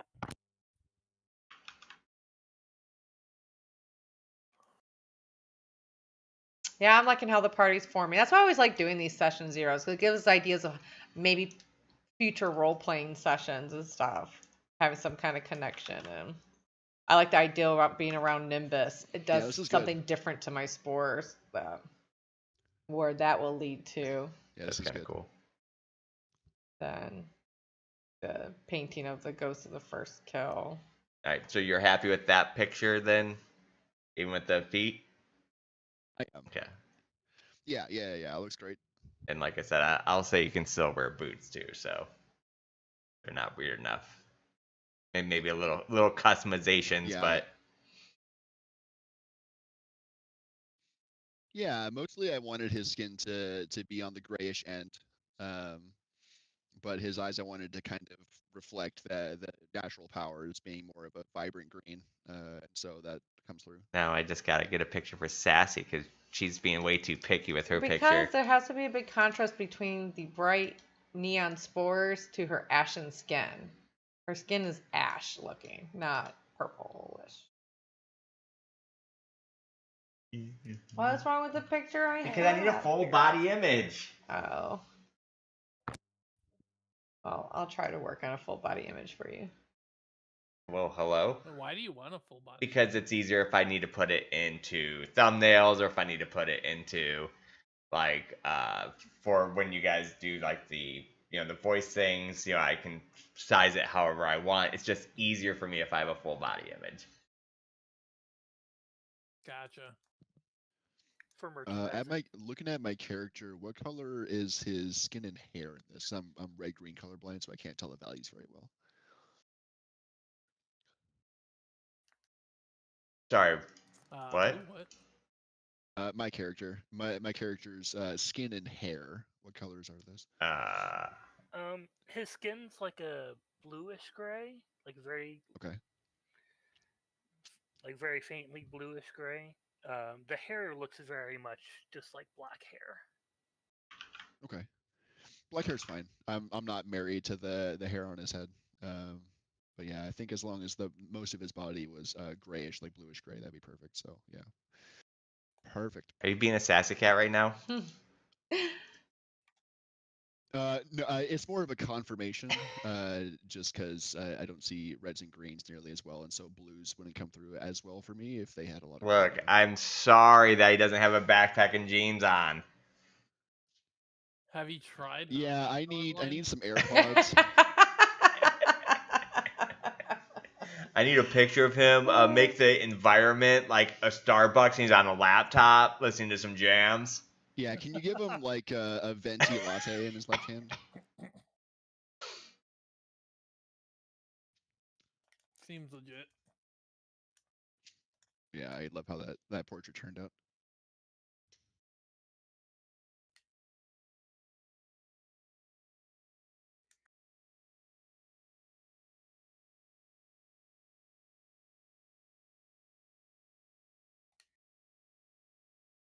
Did anybody else have any other questions? I think that's like, I don't have to go through all of them. I think I have some good things to play off I of. think- How's this one, Sassy?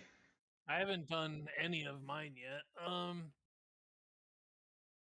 Where's my thingy? Oh, she does.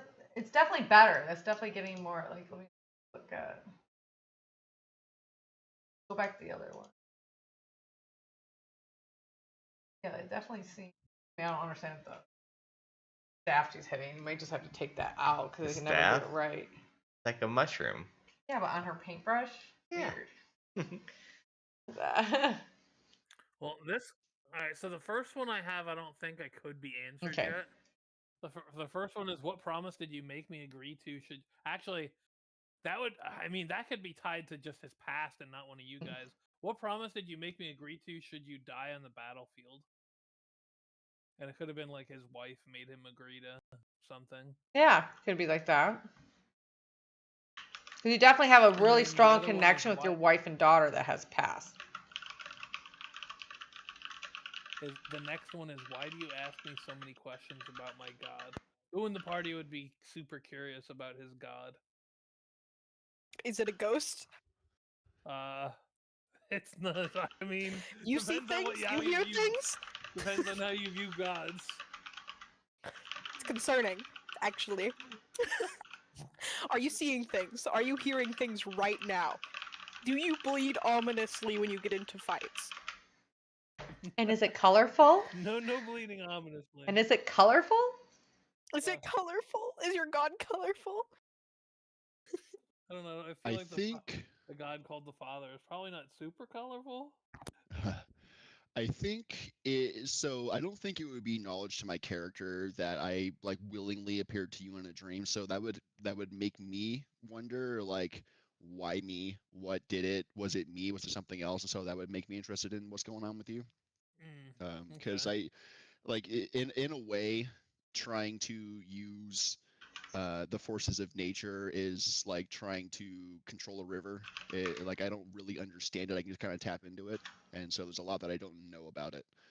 And so maybe being so tied to me as well would make me interested in what's going on with your god. Like, you know, why did this happen? Was it your god? What is your god? Kind of thing. Yeah, I like Yeah. that idea. And the last one for Halvor is, it would be one of you told me to protect one of the other party members above all others, even themselves. Who are they and why? I think that might still be Marsh. If he appeared to you in a dream, requesting your aid. Would Marsh have told me to protect one of the other? Because it would be whoever told me it would have told them to protect someone other than themselves. So if Marsh told me, it would have been Marsh telling me to protect one of the other people in the party above anyone else. I have a very strong connection to Ares, and I know that Getting Ares is closer. I'll play haunted around by a with it, very though. physical I'm thing, done. something that could be a very real danger to them that I may not be able to stop. And so I think if push came to shove, I would want to make sure that Ares had support given the need for it, because I don't know what this thing is that's following them, if like what it's capable of, if it's just a remnant of a bad experience. So I don't know enough about it, but it's always in my mind is like, what's it gonna do to them? Yeah. So if Okay. I think that would be where I would come from. Kind of with like that. this one.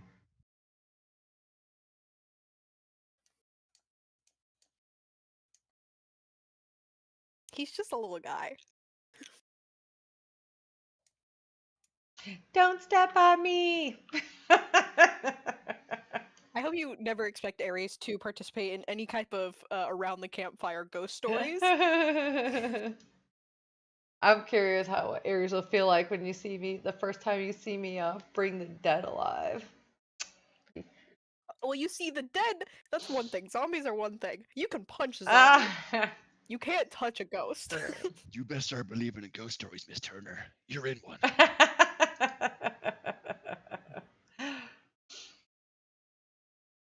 Right, is there any other questions? Any questions for me? Anything else we need before next Monday? Obviously, my Discord is always open as well.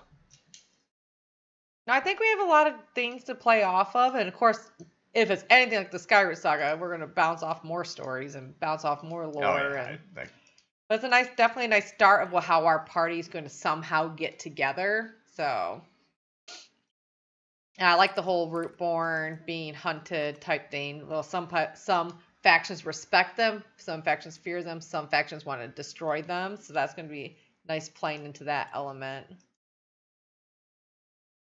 Some people want to use you. I love how you did form Nimbus to be so much like into that Fey lore. I love that Fey lore they really go into. Some people want to get used by you. Thanks for the earworm. I do like the idea of me have painted something, knowing something of Ares, that Ares is now like maybe some kind of connection have between Nixie and Nimbus, Yeah. and then Halvar. I It think seems like regarding, Halvar and Arlethan or Arthel. How do you say Arthelin?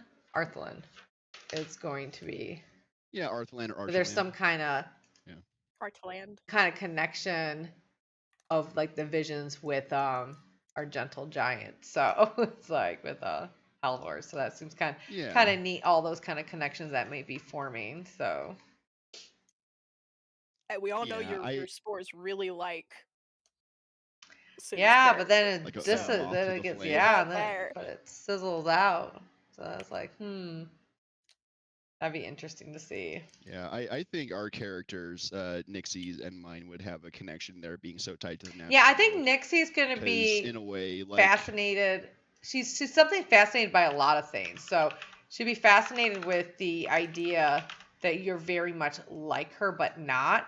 And she wants to get closer to the nature side, and you could help her with that because she has lost her joy with the nature side and everything. That everything's blood, everything's dread now with her, and the dead, and she wants that life to bloom again. So.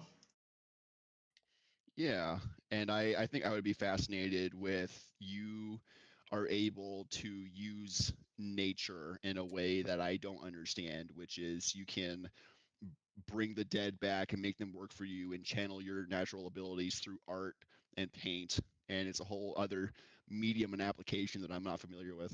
So yeah, it'd be really cool. I think there would be a mutual interest there. Well, I love it, guys. So everyone's good with next Monday at 5 p.m. Eastern? Sir. Shouldn't be an issue with me. Right. Session 1 of the Rootborne Saga. So exciting. This one, I'm just saying, is not really on rails at all. So after the initial rescue, attack, and go, it's pretty much going to be on you guys for whatnot. The first few sessions, though, expect a little bit of delay because we're all getting used to a new system, so things might not work as fast. But so things might feel a little bit more bogged down than normal. But we will get there. So, all right. Where again is that first session starting out? Like where the rescue? The rescue is happening, let's see, on this map all the way in that bottom island under the Akurum. So Can you see where I'm pinging? Yeah. there. There. Okay. Okay. So yeah, we're gonna need to find a way off the island when we get rescued. There'd be some boats, but sailing in this nature water might not necessarily be easy as well. So nobody's super big sailor, so that should be interesting. Just get I'll off just the have island. the 15-foot giant toss me over. I will. This island's obviously way bigger than it looks, so I will have a more close-up map of this island, so you guys can get a little. Yeah, we might not even get off the island the first Correct. session. Yeah, you might not even get off the first session. What happens?